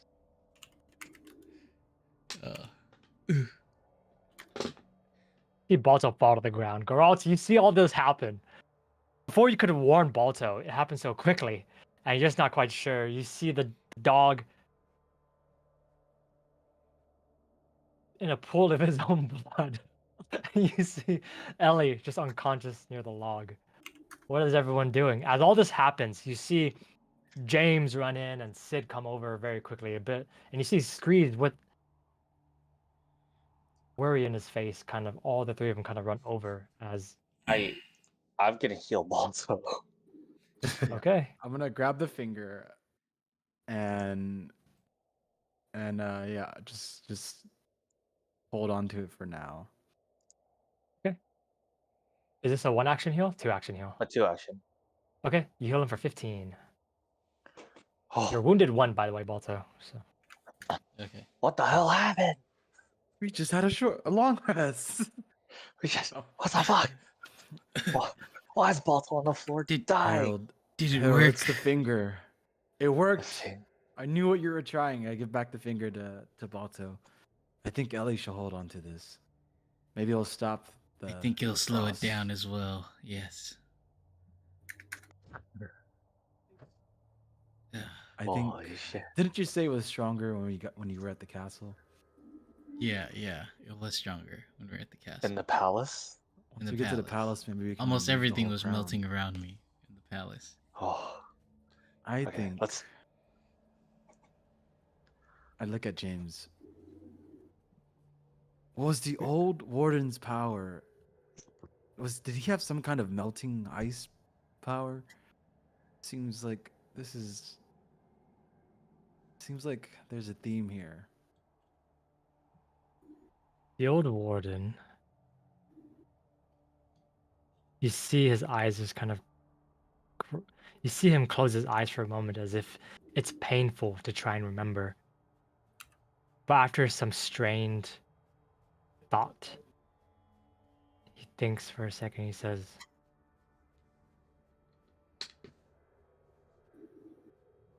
"The old warden, Sir Arjun.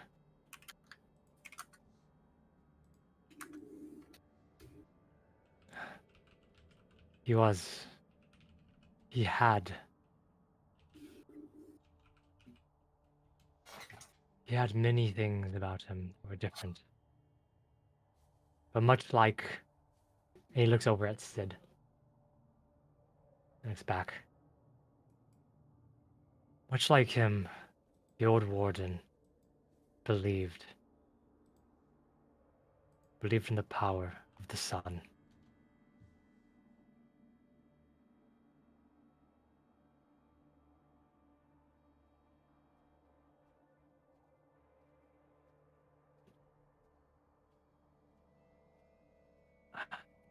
You see James's nose start to bleed a little bit as he begins to start thinking, as his face kind of crosses, you see wrinkles kind of grow. You see in real time him grow wrinkles in his side of his eyes as he just kind of just thinks him for a moment, and he just kind of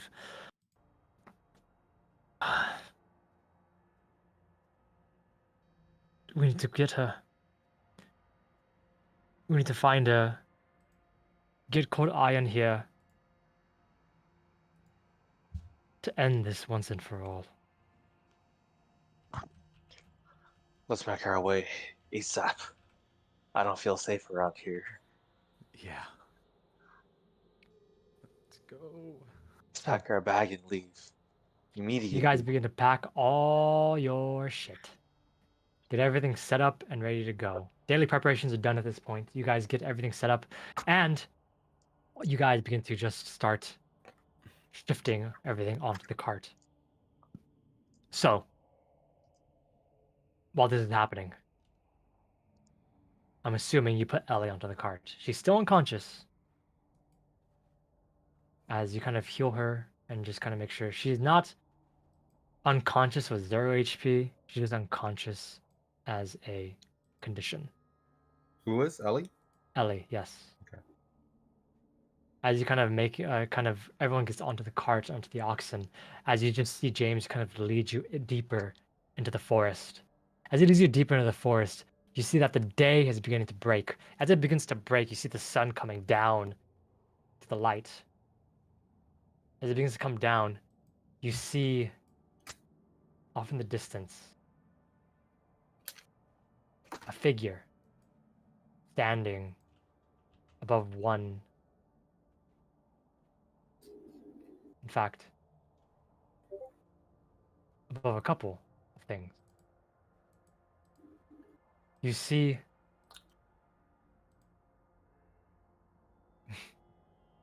an old man standing above a white-haired woman. His foot on the back of her head, into the snow, into the frozen lake, even. Oops, sorry. As you look at this old man, you recognize him.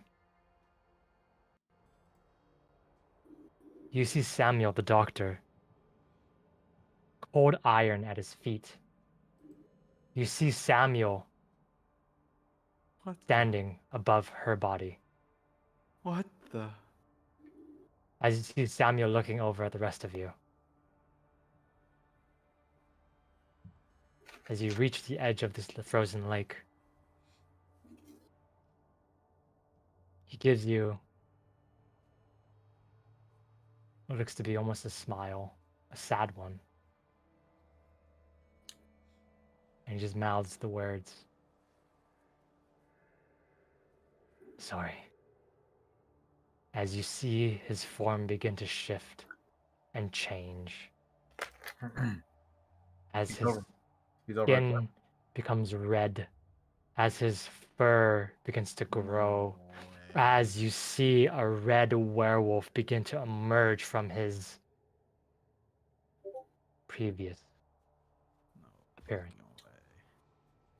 In front of you, the red-furred man stands, just like he was before when James took him over, when he took over James, but instead this time finding a different vessel. You see Samuel, now the red-furred man, standing above Cold Iron's quote-unquote dead body. And I think that's where we're in the session, actually. Damn. Hey, yo, wait. Wait, he's standing over a cliff though. Yeah, he's standing over it, yes. Man, this guy's easy, bro. I'm gonna somersault over to him and just fucking push him off a cliff. What They're on a the lake, on a frozen fuck? lake. How the hell did Samuel beat us here? How? What the fuck? You guys went to the palace. You guys came all the way back. You slept for a night. God damn it. So that's the end of the session, everybody. I know I said I was gonna go longer, but I think this is a good place to stop. Nah, Yes. still got another Yeah. hour.